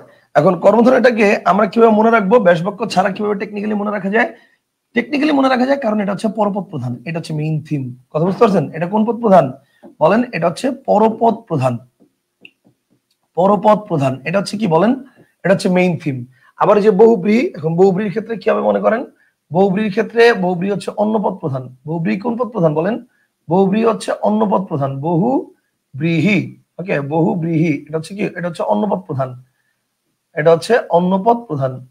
ওকে ফাইন, আচ্ছা অন্যপদ প্রধান বহুব্রীহি, ঠিক আছে, এটা হচ্ছে অন্যপদ প্রধান। অন্যপদ প্রধান, অন্যপদ প্রধান। তো এই জিনিসটা যদি একটু মাথায় রাখেন তাহলে আপনি সহজে বের করতে পারবেন। যেমন দেখেন ভাই, সিংহাসন, সিংহাসনের মধ্যে আমরা কিন্তু এখানে দেখেন কোন একটা আসন, এটা কি বুঝাচ্ছি, মানে এখানে আসন পদের প্রাধান্যটাই কিন্তু বেশি। দেখেন আমি এমন অনেক সিংহাসন দেখছি যে সিংহাসনের মধ্যে সাপের প্রতিকৃতি আঁকা আছে এরকম, তার মানে সিংহের প্রতিকৃতি আঁকা নাই। আমি এমন অনেক সিংহাসন দেখছি যেটা দুই পাশে এরকম বাজ পাখি, মানে মনে করেন যে বাজ পাখির পাখা মেলা আছে এরকম প্রতিকৃতি আঁকা। এমন অনেক সিংহাসন দেখছি যেটার দুই পাশে ঘোড়া এরকম পা উঁচু করে আছে। এমন অনেক সিংহাসন দেখছি যেটার মধ্যে কিছুই আঁকা নাই, মনে করেন জাস্ট একটা বড় আসন, মানে নকশা করা, যেটার মধ্যে রাজা বসে, সেটাই সিংহাসন। তার মানে সিংহাসনের মধ্যে যে সিংহের প্রতিকৃতি আঁকা থাকতে হবে এটা বাধ্যতামূলক না, এখানে আসন পদের প্রাধান্যটা মানে পাচ্ছে। কিন্তু এখানে খেয়াল করেন, গায়ে হলুদ দ্বারা কিন্তু ভাই গা কেউ বুঝাচ্ছে না, হলুদ কেউ বুঝাচ্ছে না। এখানে গায়ে হলুদ দ্বারা বোঝাচ্ছে একটা অনুষ্ঠানকে। গায়ে হলুদ দ্বারা কিন্তু গা কেউ বুঝায় না, হলুদ কেউ বুঝায় না, গায়ে হলুদ দ্বারা বোঝায় একটা অনুষ্ঠান। সো এটা 100% কি অন্নপদ প্রধান। মুখে ভাত দ্বারা মুখ কেউ বুঝাচ্ছে না, ভাত কেউ বুঝাচ্ছে না, মুখে ভাত দ্বারা বোঝায় একটা অনুষ্ঠান, যে অনুষ্ঠানে বাচ্চার মুখে প্রথম ভাত তুলে দেওয়া হয়। কথা বুঝতে পারছেন? হাতে খড়ি দ্বারা হাত কেউ বুঝাচ্ছে না, খড়ি কেউ বুঝাচ্ছে না, খড়ি মানে চক, হাতে খড়ি দ্বারা বোঝাচ্ছে একটা অনুষ্ঠান, যে অনুষ্ঠানে প্রথম বাচ্চার হাতে মানে এই সরে সরে বর্ণটা শেখানোর জন্য হাতে চক তুলে দেওয়া হয়, সিলেট বোর্ড তুলে দেওয়া হয়, সেটা হচ্ছে হাতে খড়ি। আমার কথা কি বুঝতে পারছেন? তাহলে ব্যাপারটা হচ্ছে সিংহাসন, সিংহ চিহ্নিত আসন, গায়ে হলুদ, গায়ে হলুদ দেওয়া হয় যে অনুষ্ঠানে। আমরা তো আগে বেশ বাক্য দিয়ে পার্থক্যটা শিখছি, বাট এখন আমরা কি বলতেছি? এখন আমরা বলতেছি হচ্ছে শর্টকাট ট্রিক্স। শর্টকাট ট্রিক্সটা কি? এটা হচ্ছে পরপদ প্রধান আর এটা হচ্ছে অন্যপদ প্রধান। কনসেপ্টটা কি ক্লিয়ার? এটা হচ্ছে পরপদ প্রধান আর হচ্ছে অন্যপদ প্রধান। বুঝতে পারছেন জিনিসটা? দেখেন মৌমাছি, মৌমাছি দ্বারা তো আমি মাছিটাকেই বুঝাচ্ছি যেটা মৌ আশ্রিত, তার মানে কি পরপদের প্রাধান্য পাচ্ছে। কনসেপ্টটা কি ক্লিয়ার? Okay fine. সো এগুলো হচ্ছে পরপদ প্রধান হবে, আর এগুলো কি? এগুলো হচ্ছে অন্যপদ প্রধান হবে। আশা করি বুঝতে পারছেন। আর এখানে আরেকটা ট্রিক্স কাজ করবে, সেটা হচ্ছে মনে রাখবেন যত ধরনের অনুষ্ঠান আছে, দেখেন গায়ে হলুদ, মুখে ভাত, হাতে খড়ি, সব হচ্ছে কি? সব হচ্ছে মধ্যদলী বহুব্রীহি।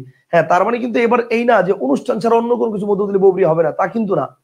যেমন আমি যদি বলি যে মীনাক্ষী, মীনাক্ষী মানে কি? মিনের ন্যায় অক্ষী যে নারীর, সেটাও কিন্তু মধ্যদলী বহুব্রীহি হতে পারে। কথা কি বুঝতে পারছেন? সো মীনাক্ষী এটা কিন্তু অনুষ্ঠান না, মিনের ন্যায় অক্ষী যে নারীর, সো এখানে ওই যে নারীর শেষের অংশটা বাদ যাচ্ছে, সো মধ্যদলী বহুব্রীহি। এখন এখানে আপনার আরেকটা পয়েন্ট কাজ করতে পারে, আরেকটা পয়েন্ট আপনার মাথায় আসতে পারে, সেটা কি? সেটা হচ্ছে স্যার এই যে এখানে ব্যাস বাক্যের মাঝের পদ লোপ পাইছে, এই জন্য না মধ্যবর্তী কর্মধারয়, ঠিক আছে মানলাম, কিন্তু এইখানে তো লোপ পাইছে শেষের পদ, তাহলে এটার নাম কেন মধ্যবর্তী বহুব্রীহি হলো? এটার নাম তো শেষ পদলোপী হওয়ার কথা। লজিক্যালি এই প্রশ্নটা আপনার মাথার মধ্যে আসতে পারে। এখন আসেন, এই প্রশ্নটা যদি আপনার মাথার মধ্যে আসে, এখন এক্ষেত্রে আপনাকে যেটা করতে হবে সেটা হচ্ছে ব্যাস বাক্যের যদি মাঝের পদ লোপ পায় মধ্যলিপি কর্মধারায়, ব্যাস বাক্যের শেষের পদ লোপ পাইলে মধ্যলিপি বহুব্রীহি। ব্যাস বাক্যের মাঝের পদ লোপ পাইলে মধ্যলিপি কর্মধারায়, শেষের পদ লোপ পাইলে মধ্যলিপি বহুব্রীহি। এখন শেষের পদ লোপ পাইলে বহুব্রীহি, তাহলে মধ্যলিপি কেন? এটা তো শেষ পদলিপি হওয়ার কথা। এখন এই প্রশ্নের এক্সাক্ট কোনো ব্যাখ্যা আপনি বাংলাদেশের কোন রাইটারের বইতে পাবেন না, নোওয়্যার, কোথাও নাই, কোথাও নাই। কিন্তু এটার একটা ট্রিক্স, মানে এটা মনে রাখার একটা ট্রিক্স আপনি মাথায় রাখতে পারেন। সেটা কি? বা মানে এটার একটা সলভ আমাদের ক্লাস 9-10 এর নতুন বাংলা ব্যাকরণ বইতে, নতুন বলতে যে 21 সালের পরে যে বাংলা ব্যাকরণ বইটা আছে সেই ব্যাকরণ বইতে দেওয়া আছে। সেটা কি?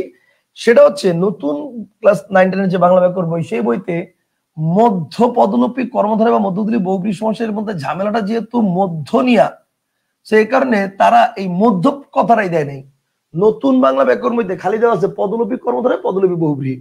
আর এটা মাঝের পদ লোপ পাক আর শেষের পদ লোপ পাক, শেষ, ঝামেলা খালাস। তো মাঝের পদ লোপ পাইলে মধ্যবর্তী মানে পদলোপী কর্মধারয়, শেষের পদ লোপ পাইলে পদলোপী বহুব্রীহি। মানে পদ লোপ পাচ্ছে বড় কথা, এটা মাঝের হোক না শেষের হোক সেটা বড় কথা না। সো এটা আপনাকে কেন বললাম, কারণ তার মানে আপনার বুঝতে হবে আগের মধ্যপদলোপী কর্মধারয় বর্তমানে পদলোপী কর্মধারয়, আগের মধ্যপদলোপী বহুব্রীহি বর্তমানে পদলোপী বহুব্রীহি। তো পরীক্ষায় অনেক সময় মধ্যপদলোপী কথা না দিয়ে শুধু পদলোপী কর্মধারয় বা পদলোপী বহুব্রীহি কোনটা এটাও আসতে পারে। কথা বুঝতে পারছেন? আশা করি এখন জিনিসটা ক্লিয়ার আপনার, আশা করি জিনিসটা ক্লিয়ার। তাহলে মধ্যপদলোপী কর্মধারয় জিনিসটা কি বুঝছেন একটু জানান, ব্যাপারটা কি বুঝছেন একটু জানান।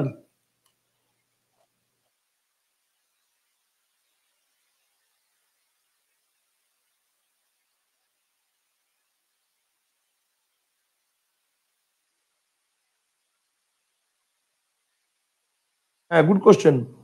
একজন প্রশ্ন করছে স্যার গায়ে হলুদ এটা অলুক বহুব্রীহি না? উত্তর হচ্ছে না, অলুক বহুব্রীহি না। আবার এক সেন্সে অলুক বহুব্রীহি বলাও যায়, কিন্তু এটা অলুক বহুব্রীহি হবে না। কেন হবে না সেটা আমি যখন অলুক বহুব্রীহি পড়াবো তখন বুঝাবো।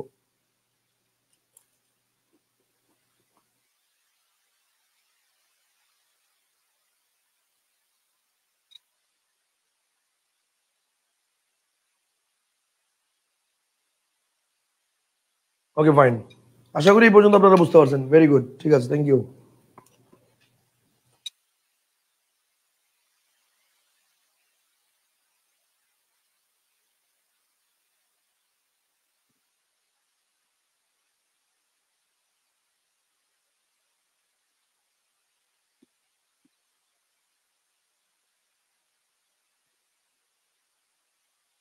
এক মিনিট।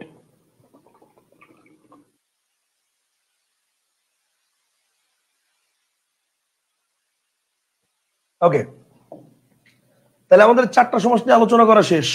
আমরা আলোচনা করেছি উপমান, উপমিত, রূপক, মধ্যপদলোপী, এই চারটা নিয়ে। এবার আসেন সাধারণ কর্মধারায়। এটা 5 মিনিটের ব্যাপার, সাধারণ কর্মধারায় শেষ করে দিচ্ছি। আসেন সাধারণ কর্মধারা জিনিসটা কি। ওকে, সাধারণ কর্মধারায়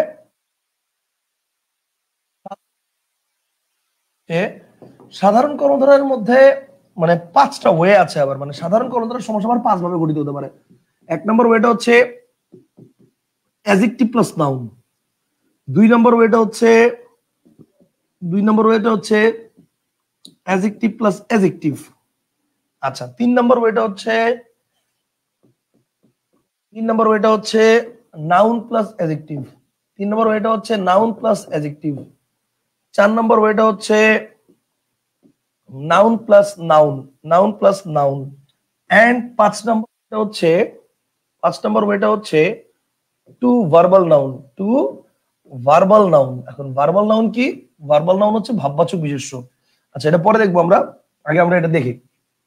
সাধারণ কর্মধারা এটা হচ্ছে adjective plus noun, adjective plus adjective, দুইটা ফরম্যাট আছে। তো দুইটা ফরম্যাট কি কি আমরা একটু দেখি। ব্যাপারটা হচ্ছে adjective plus noun, adjective plus adjective, দুইটা ফরম্যাট আছে। মানে প্রথমে এখানে আমরা দুইটা ফরম্যাট দেখতে পাচ্ছি। এখন অ্যাডজেক্টিভ প্লাস নাউন যেটা, যেমন আমি কিছু উদাহরণ দেখাই। যেমন মনে করেন আমি যদি বলি ডুবো জাহাজ, তাহলে একটু খেয়াল করেন ভাই, ডুবো অ্যাডজেক্টিভ, জাহাজ নাউন। ডুবো অ্যাডজেক্টিভ, জাহাজ কি বলেন? নাউন। এই যে ডুবো অ্যাডজেক্টিভ, জাহাজ নাউন। যদি বলি কালো জাদু, তাহলে এবার খেয়াল করেন কালো জাদু দ্বারা কি বোঝায়? কালো জাদু দ্বারা বোঝা যাচ্ছে কালো অ্যাডজেক্টিভ, জাদু নাউন। বলেন কালো অ্যাডজেক্টিভ, জাদু কি? নাউন।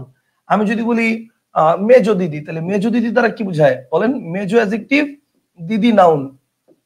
মেজো অ্যাডজেক্টিভ, দিদি কি? নাউন। আমি যদি বলি তাহলে ডুবো জাহাজ, ঠিক আছে, কালো জাদু, মেজো দিদি। যদি বলি জঙ্গি বিমান, তাহলে জঙ্গি বিমান কি দ্বারা বোঝায়? জঙ্গি অ্যাডজেক্টিভ, বিমান নাউন। জঙ্গি অ্যাডজেক্টিভ, বিমান নাউন, ঠিক আছে, বিমান নাউন। যদি বলি নীল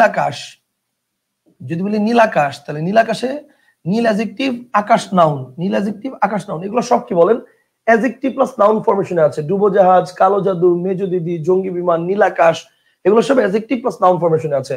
আর অ্যাডজেক্টিভ প্লাস অ্যাডজেক্টিভ ফরমেশনে থাকতে পারে, যেমন মনে করেন আমি যদি বলি, দেখেন আমি যদি বলি সহজ সরল, তাহলে সহজ অ্যাডজেক্টিভ, সরল এটাও অ্যাডজেক্টিভ, সহজ সরল, ঠিক আছে, দুইটি অ্যাডজেক্টিভ, এটাও অ্যাডজেক্টিভ, এটাও অ্যাডজেক্টিভ। যদি বলি নম্র ভদ্র, তাহলে নম্র এটাও অ্যাডজেক্টিভ, ভদ্র এটাও অ্যাডজেক্টিভ, দুইটি কি? অ্যাডজেক্টিভ অ্যাডজেক্টিভ ফরমেশনে আছে। অ্যাডজেক্টিভ ফরমেশনে আছে, নম্র ভদ্র, সহজ সরল, ঠিক আছে। তারপর হচ্ছে মনে করেন নম্র ভদ্র, সহজ সরল, দেন হচ্ছে কাঁচা মিঠা, ঠিক আছে, তাহলে কাঁচা মিঠা। কাঁচা অ্যাডজেক্টিভ, মিঠা অ্যাডজেক্টিভ। ওকে, কাঁচা মিঠা, কাঁচা অ্যাডজেক্টিভ, মিঠা অ্যাডজেক্টিভ। তাহলে কাঁচা মিঠা, সহজ সরল, ঠিক আছে, নম্র ভদ্র, দেন হচ্ছে জীবন মৃত, মানে জীবিত ও মৃত। তাহলে জীবন মৃত, এগুলো সব হচ্ছে কি অ্যাডজেক্টিভ অ্যাডজেক্টিভ ফরমেশনে আছে, অ্যাডজেক্টিভ অ্যাডজেক্টিভ ফরমেশনে আছে।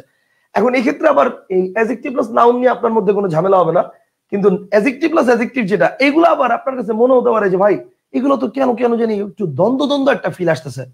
মানে এই যে সহজ ও সরল, সহজ সরল, নম্র ও ভদ্র, নম্র ভদ্র, কাঁচা ও মিঠা, কাঁচা মিঠা, জীবিত ও মৃত, জীবন মৃত, কেমন যেন একটু দ্বন্দ্ব দ্বন্দ্ব একটা ফিল আসতেছে। এটা দ্বন্দ্ব কেন হবে না? ওকে, দ্বন্দ্ব কেন হবে না সেটা বুঝাই। ব্যাপারটা হচ্ছে দ্বন্দ্ব সমাস কোন পদ প্রধান? বলেন, দ্বন্দ্ব সমাস কোন পদ প্রধান? উভয় পদ। কিন্তু এটা কোন পদ প্রধান? এটা হচ্ছে পরপদ প্রধান। খেয়াল করে দেখেন, সহজ সরল দ্বারা কিন্তু আমরা সরলতার প্রতীকটাকেই বুঝাই। মনে করেন আমি বললাম ছেলেটা অনেক সহজ সরল। এখন একটা ছেলে বা একটা মেয়ে, সে কি কখনো সহজ হইতে পারে? সহজ হইতে পারে একটা ম্যাথ, সহজ হইতে পারে একটা কাজ, সহজ হইতে পারে একটা, মানে যে কোনো একটা কিছু যেটা আপনার করতে হবে সেটা সহজ হইতে পারে। এখন একটা ছেলে একটা মেয়ে, এটা কেমনে সহজ হয়? কথা বুঝেন নাই? একটা কাজ সহজ হইতে পারে, কথা বুঝেন নাই? যে কাজটা আপনার করতে হবে এই কাজটা অনেক কঠিন বা এই কাজটা অনেক সহজ। একটা ম্যাথ, এটা অনেক সহজ বা এটা অনেক কঠিন, এটা হইতে পারে। কিন্তু একটা মানুষকে আমি বললাম যে এলিফটা অনেক সহজ সরল, তার মানে কি অ্যাকচুয়ালি তার সরলতার প্রতীকটাকে আমরা বেশি ফোকাস করতেছি। সহজ কথাটা হচ্ছে ওইটাকে সাপোর্ট দেওয়ার জন্য বলা হয় সহজ সরল, ঠিক আছে? তো অ্যাকচুয়ালি পরপদের প্রাধান্য বেশি। দেন দেখেন নম্র ভদ্র, নম্র মানে কি নরম। আর আপনি মনে করেন বললেন যে এই লোকটা অনেক নম্র ভদ্র বা এই ছেলেটা অনেক নম্র ভদ্র, তাহলে এখন আপনি কি তারা গুতা দিয়ে দেখছেন নাকি নরম না শক্ত? তা তো আর না। অ্যাকচুয়ালি তার ভদ্রতার মানে আচরণের কারণে, তার ভদ্র আচরণের কারণে তাকে বলতেছেন যে ছেলেটা অনেক নম্র ভদ্র, তার মানে পরপদের প্রাধান্য বেশি। কাঁচা মিঠা, বলতেছেন যে এই আমগুলো অনেক কাঁচা মিঠা, তার মানে কি ব্যাপারটা হচ্ছে এই আমগুলা মিঠা, এটা হচ্ছে ফ্যাক্ট। মানে যদিও কাঁচা, আমগুলা কাঁচা, তারপরও মিঠা, অর্থাৎ মিঠা পদের প্রাধান্যটা বেশি।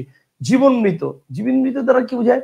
মানে আলটিমেটলি মানে জীবন মৃত দ্বারা বোঝায় যে জীবিত অবস্থায় যে মৃত, মানে আলটিমেটলি জীবিত আছে কিন্তু আলটিমেটলি মৃতের মতোই অবস্থা যার। কথা বুঝতে পারছেন? এমন মনে করেন যে ধরেন বড় কোনো একটা ক্ষতি হয়ে গেছে 10-15 কোটি টাকার, ঠিক আছে, তার মানে কি জীবিত অবস্থায় আলটিমেটলি সে মৃতের মতো অবস্থায় চলে গেছে, জীবন মৃত। বা মনে করেন যে বন্যায় মনে করেন যে সব ঘর বাড়ি সব ভাসায় নিয়ে গেছে, ওই রকম লোকগুলোর অবস্থা কি থাকে? জীবন মৃত অবস্থায়, মানে জীবিত আছে কিন্তু মৃতের মতো অবস্থা। বা মনে করেন খুব বড় একটা ধাক্কা খেয়েছে কোনো কিছুতে, ঠিক আছে, কোন একটা ঘটনার কারণে, তো আলটিমেটলি জীবন মৃত অবস্থায় আছে। এটা হচ্ছে কি মানে আলটিমেটলি সে জীবিত আছে কিন্তু তার অবস্থা মৃত প্রায় বলা যায়, সেই কারণে এটা হচ্ছে জীবন মৃত। এগুলো সব কি পরপদের প্রাধান্যটাকে বেশি ফোকাস করে, অ্যাডজেক্টিভ প্লাস নাউন আর অ্যাডজেক্টিভ প্লাস অ্যাডজেক্টিভ। এখন ওয়েট, এখন এইখানে আপনার আবার আরেকটা বেস লাগবে।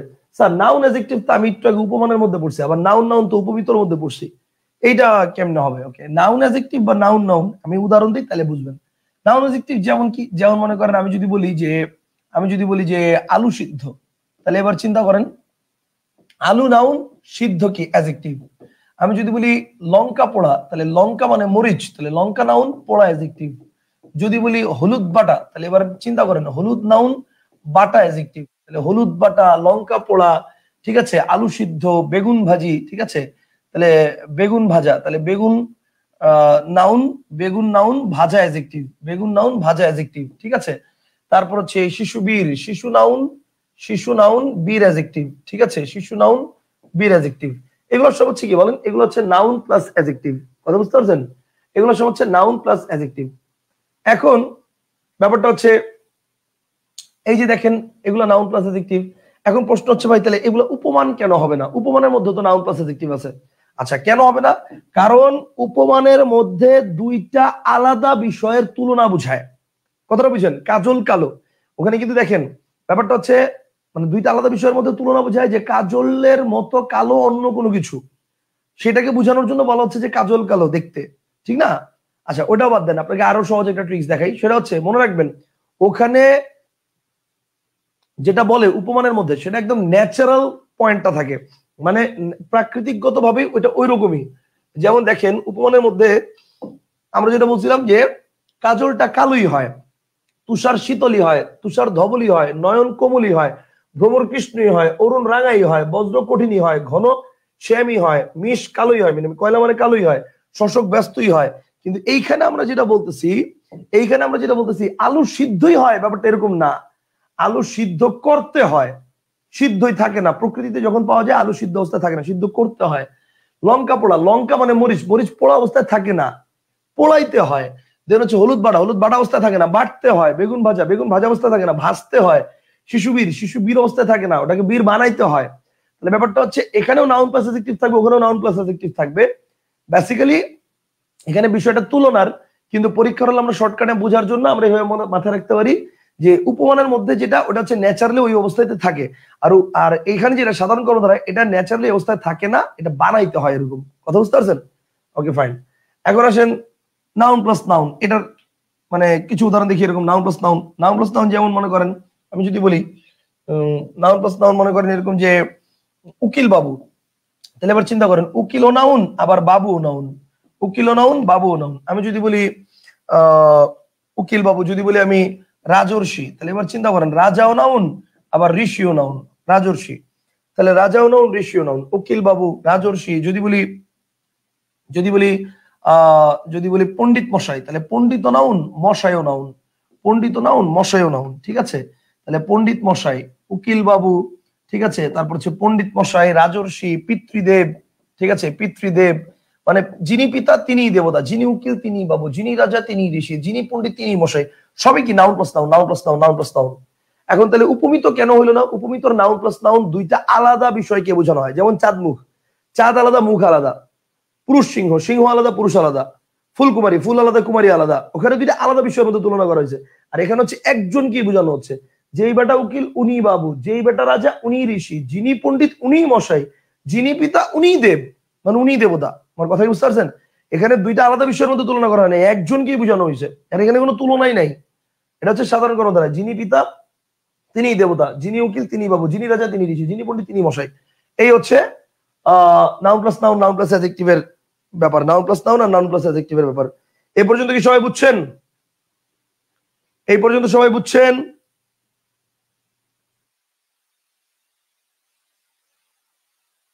Very good, thank you. এরপর আসেন, এরপর হচ্ছে টু ভার্বাল নাউন। এখন টু ভার্বাল নাউন জিনিসটা কি? ভার্বাল নাউন হচ্ছে, আপনার নিশ্চয়ই মনে আছে ভাববাচক বিশেষ্য। ভাববাচক বিশেষ্য কিভাবে পড়িয়েছিলাম? ওই যে ক্রিয়াপদের সাথে যদি আ বা অন প্রত্যয় যুক্ত থাকে তাহলে সেটা কি? সেটা হচ্ছে ভাববাচক বিশেষ্য। এবার দেখেন, তাহলে ভাববাচক বিশেষ্য আপনি দেখবেন উদাহরণগুলো এরকম যে মনে করেন যে ভাববাচক বিশেষ্য উদাহরণগুলো এরকম যে নাওয়া খাওয়া। ঠিক আছে, নাওয়া খাওয়া, নাওয়া খাওয়া। তাহলে এবার দেখেন নাওয়া খাওয়া ভাববাচক বিশেষ্য। অথবা দেখেন ধোয়া মোছা, তাহলে ধোয়া মোছা এগুলো কি? ভাববাচক বিশেষ্য। কথা বুঝতে পারছেন? তাহলে ধোয়া মোছা, নাওয়া খাওয়া এগুলো সব কি বলেন? এগুলো সব হচ্ছে ভাববাচক বিশেষ্য। ধোয়া মোছা, নাওয়া খাওয়া, ঠিক আছে, নাওয়া খাওয়া। দেন হচ্ছে মনে করেন যাওয়া আসা, ওকে, যাওয়া আসা, যাওয়া আসা, ওকে। তাহলে এগুলো সব হচ্ছে কি? এগুলো সব হচ্ছে ভাববাচক বিশেষ্য। যেমন নাওয়া খাওয়া, দেন হচ্ছে ধোয়া মোছা, যাওয়া আসা, এগুলো কি? এগুলো সব হচ্ছে ভাববাচক বিশেষ্য। এখন এখানেও আপনার মধ্যে প্যাচ লাগতে পারে, ভাই যে নাওয়া খাওয়া, ধোয়া মোছা এগুলো তো আমাদের কাছে কেন জানি মনে হচ্ছে একটু দ্বন্দ্ব দ্বন্দ্ব একটা ফিল আসতেছে, যে ধোয়া মোছা, ধোয়া মোছা, নাওয়া খাওয়া, নাওয়া খাওয়া, যাওয়া আসা, যাওয়া আসা। উত্তর হচ্ছে না, এগুলো সব কিন্তু পরপদের প্রাধান্য বেশি।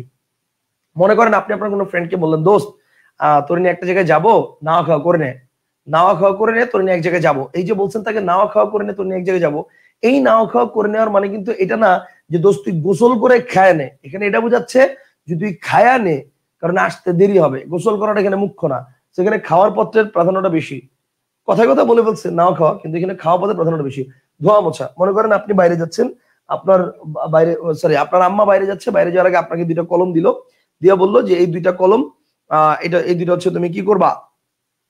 পরিষ্কার করে রাখবা, ধুয়ে মুছে পরিষ্কার করে রাখবা, ধুয়ে মুছে পরিষ্কার করে রাখবা। আপনি এটাকে পানি দিয়ে ভিজিয়ে কলম দিয়ে মানে সুন্দর করে ধুইলেন, ধুয়ে তারপরে মুছছেন, আর এটাকে শুধু মুছে ফেলছেন। এখন আলটিমেটলি আপনার আম্মা এসে কিন্তু দেখছে কি দুইটাই পরিষ্কার। সো আলটিমেটলি তার কাছে কিন্তু দুইটাই সেম সেম। আমার কথা বুঝতে পারছেন? তার কাছে কিন্তু দুইটাই সেম। এখন এটা যে আপনি পানি দিয়ে ধুয়া পরিষ্কার করে তারপর মুছছেন, আর এটা শুধু মুছছেন, আলটিমেটলি তার কাছে কিন্তু এইটা মূল বিষয় না যে পানি দিয়ে ধুয়া তারপরে মুছছেন কি মুছছেন নাই, ব্যাপারটা এরকম না। তার কাছে হচ্ছে দুইটা জিনিস পরিষ্কার হয়েছে। তার মানে এখানে মোছা পদের প্রাধান্যটা ফ্যাক্ট। আমার কথা বুঝতে পারছেন? ধোয়া মোছা, এখানে মোছা পদের প্রাধান্যটা ফ্যাক্ট। তো তার মানে পরপদের প্রাধান্য বেশি। এরপর দেখেন হচ্ছে যাওয়া আসা, মানে এখানে ব্যাপারটা হচ্ছে এরকম যে তোমার তো দেখি আমাদের বাসায় একদম যাওয়া আসা নাই। মানে এখানে কিন্তু যাওয়া আসা নাই বলতে কি বোঝানো হচ্ছে? মানে হচ্ছে তুমি আসো না, তুমি আমাদের বাসায় আসো না। তার মানে আশা পদের প্রাধান্যটা বেশি। কথা বুঝতে পারছেন? তো এই জন্য যাওয়া আসা যদি বলে তাহলে এখানে পরপদের প্রাধান্যটা বেশি বোঝায়, কারণ তুমি আগে না আসলে তুমি যাবা কেমনে। কিন্তু এখানে মাথায় রাখতে হবে যদি বলে যাওয়া আসা, এটা অবশ্যই টু ভার্বাল নাউন, মানে সাধারণ কর্মধারায়। এটা অবশ্যই কি, এটা অবশ্যই সাধারণ কর্মধারায়, এটা অবশ্যই সাধারণ কর্মধারায়, সাধারণ কর্মধারায়। কিন্তু যদি বলে আসা যাওয়া, এটা কিন্তু বিপরীতার্থক দ্বন্দ্ব। আসা যাওয়া কি বলেন, আসা যাওয়া হচ্ছে বিপরীতার্থক দ্বন্দ্ব। কথা বুঝতে পারছেন? বিপরীতার্থক দ্বন্দ্ব। কারণ আসা যাওয়ার কিন্তু ব্যাপারটা এরকম যে আসা ও যাওয়া, আসা যাওয়া বিপরীতার্থক দ্বন্দ্ব। কিন্তু যাওয়া আসার ক্ষেত্রে কিন্তু পরপদের প্রাধান্য বেশি। আসা যাওয়ার মধ্যে দুইটারই প্রাধান্য বোঝায়। ঠিক আছে, আসা যাওয়া যে মানে একটু আসা যাওয়া করলে, মানে মনে করেন যে এই পথ দিয়ে যদি একটু আসা যাওয়া করো, তাহলে হচ্ছে মনে করো আমাদের বাসায় একটু ঢুইকো, ব্যাপারটা হচ্ছে এরকম। যেখানে আসা পদের প্রাধান্য বোঝায়, যাওয়া পদের প্রাধান্য বোঝায়, পরপদের দুইটারই প্রাধান্য বোঝাচ্ছে, এটা বিপরীতার্থক দ্বন্দ্ব। কিন্তু এখানে হচ্ছে যাওয়া আসা, যেমন আমাদের বাসায় তো তোমার একদমই যাওয়া আসা নেই, কারণ এখানে আসা পদের প্রাধান্য বোঝাচ্ছে। এবং সবচেয়ে বড় কথা, আপনি না আসলে যাবেন কিভাবে? কথা বুঝলেন না? এখন বললেন না স্যার না গেলে আসবো কিভাবে, আপনি তো আর এই বাসায় থাকেনই না যে যাওয়ার প্রশ্ন আসবে। আপনি এই বাসায় মানে আপনার এই বাসার অস্তিত্ব নাই, আপনি এই বাসায় আসবেন, আসাটা হচ্ছে প্রধান। কথা কি ক্লিয়ার? তো ওটা হচ্ছে এখানে যাওয়া আসা বললে সাধারণ করে ধরে, কিন্তু আসা যাওয়া বললে বিপরীতার্থক দ্বন্দ্ব। কথা কি ক্লিয়ার? বুঝছেন না বুঝেন নাই?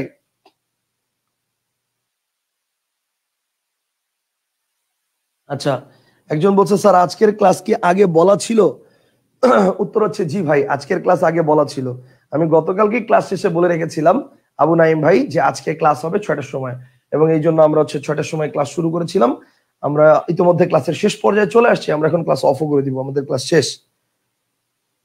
টু ভার্বাল নাউন মানে হচ্ছে দুইটা ভাববাচক বিশেষ্য, রাইট, দুইটা ভাববাচক বিশেষ্য। স্যার অন্বেষণ বইতে আসা যাওয়া এটা কর্মধারায় দেওয়া, ইন্নালিল্লাহ, তার মানে ধ্রুবতেও নিশ্চয়ই আসা যাওয়া কর্মধারায় দেওয়া, এটা ভুল আছে, এটা একটু ঠিক করে নেন। যাওয়া আসা হবে কর্মধারায়, ঠিক আছে, যাওয়া আসা হবে কর্মধারায়, আসা যাওয়া না, আসা যাওয়াটা হবে হচ্ছে বিপরীতার্থক দ্বন্দ্ব, আসা যাওয়া হবে বিপরীতার্থক দ্বন্দ্ব।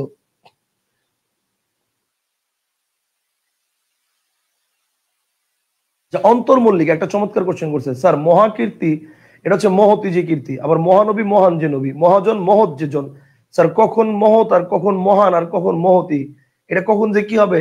আচ্ছা, শর্টকাট ট্রিক্সটা হচ্ছে মনে রাখবেন, পুরুষবাচক শব্দ বোঝালে সেক্ষেত্রে নাউন হবে, মানে সরি মহান হবে, ঠিক আছে।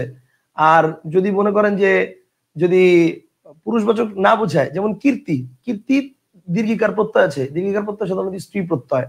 ব্যাপারটা কীর্তি মানে কিন্তু কাজ, কাজ কিন্তু পুরুষ মহিলা কিছু হয় না। কিন্তু ওই যে বললাম যে যেমন নদী, নদী হচ্ছে ধরা হয় স্ত্রীবাচক প্রত্যয় যুক্ত আছে, কিন্তু ব্যাপারটা এরকম যে নদ পোলা আর নদী মাইয়া, ব্যাপারটা এরকম না।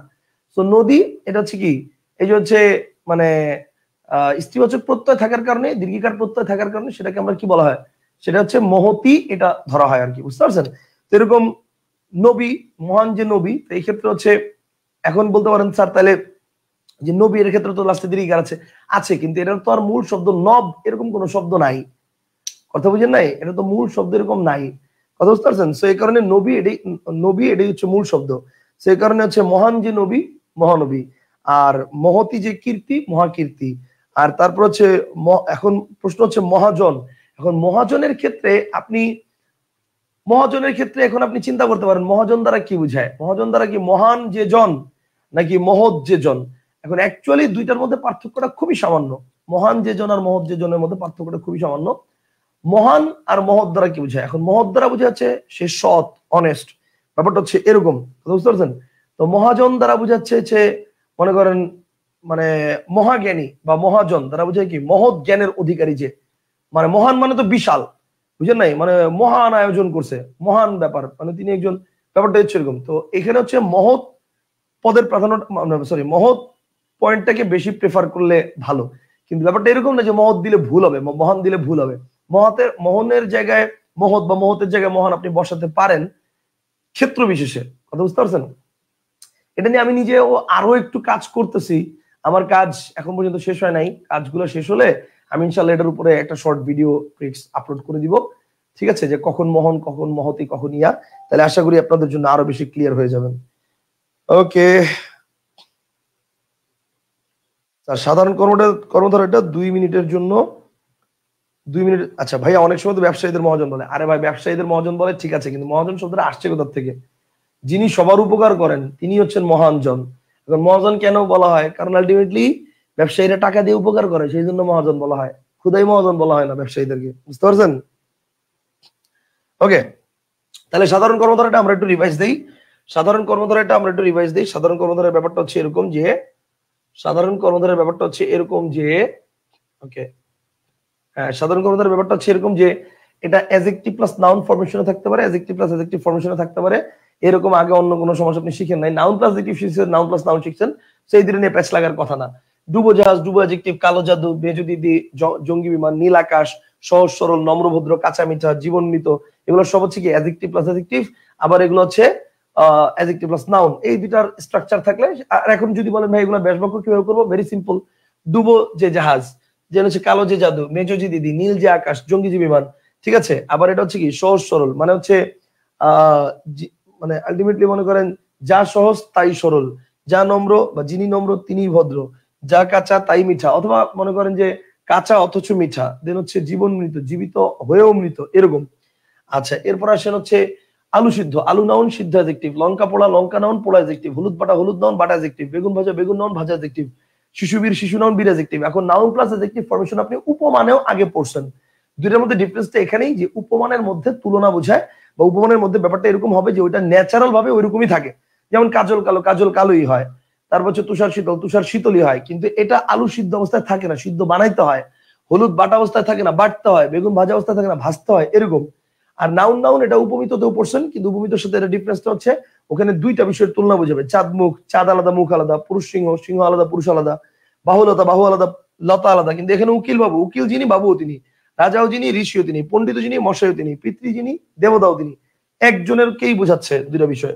আর লাস্টেরটা হচ্ছে to verbal noun, that's it. যাওয়া আসা, বুঝতে পারছেন, ধোয়া মোছা, নাওয়া খাওয়া ইত্যাদি।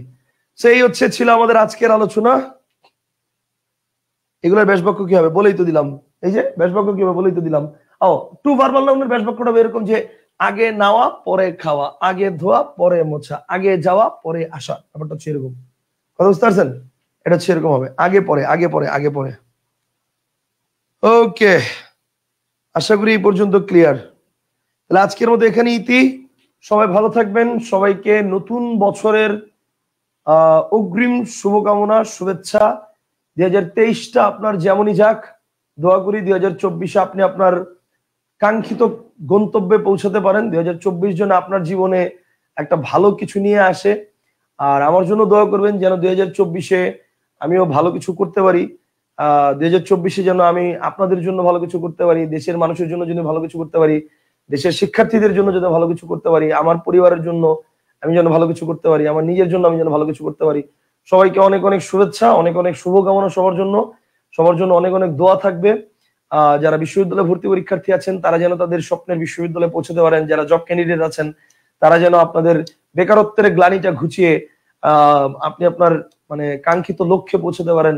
সেই শুভকামনায় 2023-এর শেষ প্রান্তে এসে আপনাদের কাছ থেকে আমি বিদায় নিচ্ছি এই মুহূর্তে। আজকের মতো এখানেই ইতি। আবারও দেখা হবে নতুন বছরে, নতুন মাসে, নতুন বিষয় নিয়ে। আজকের মতো আসসালামু আলাইকুম, ভালো থাকবেন, বাই, থ্যাংক ইউ।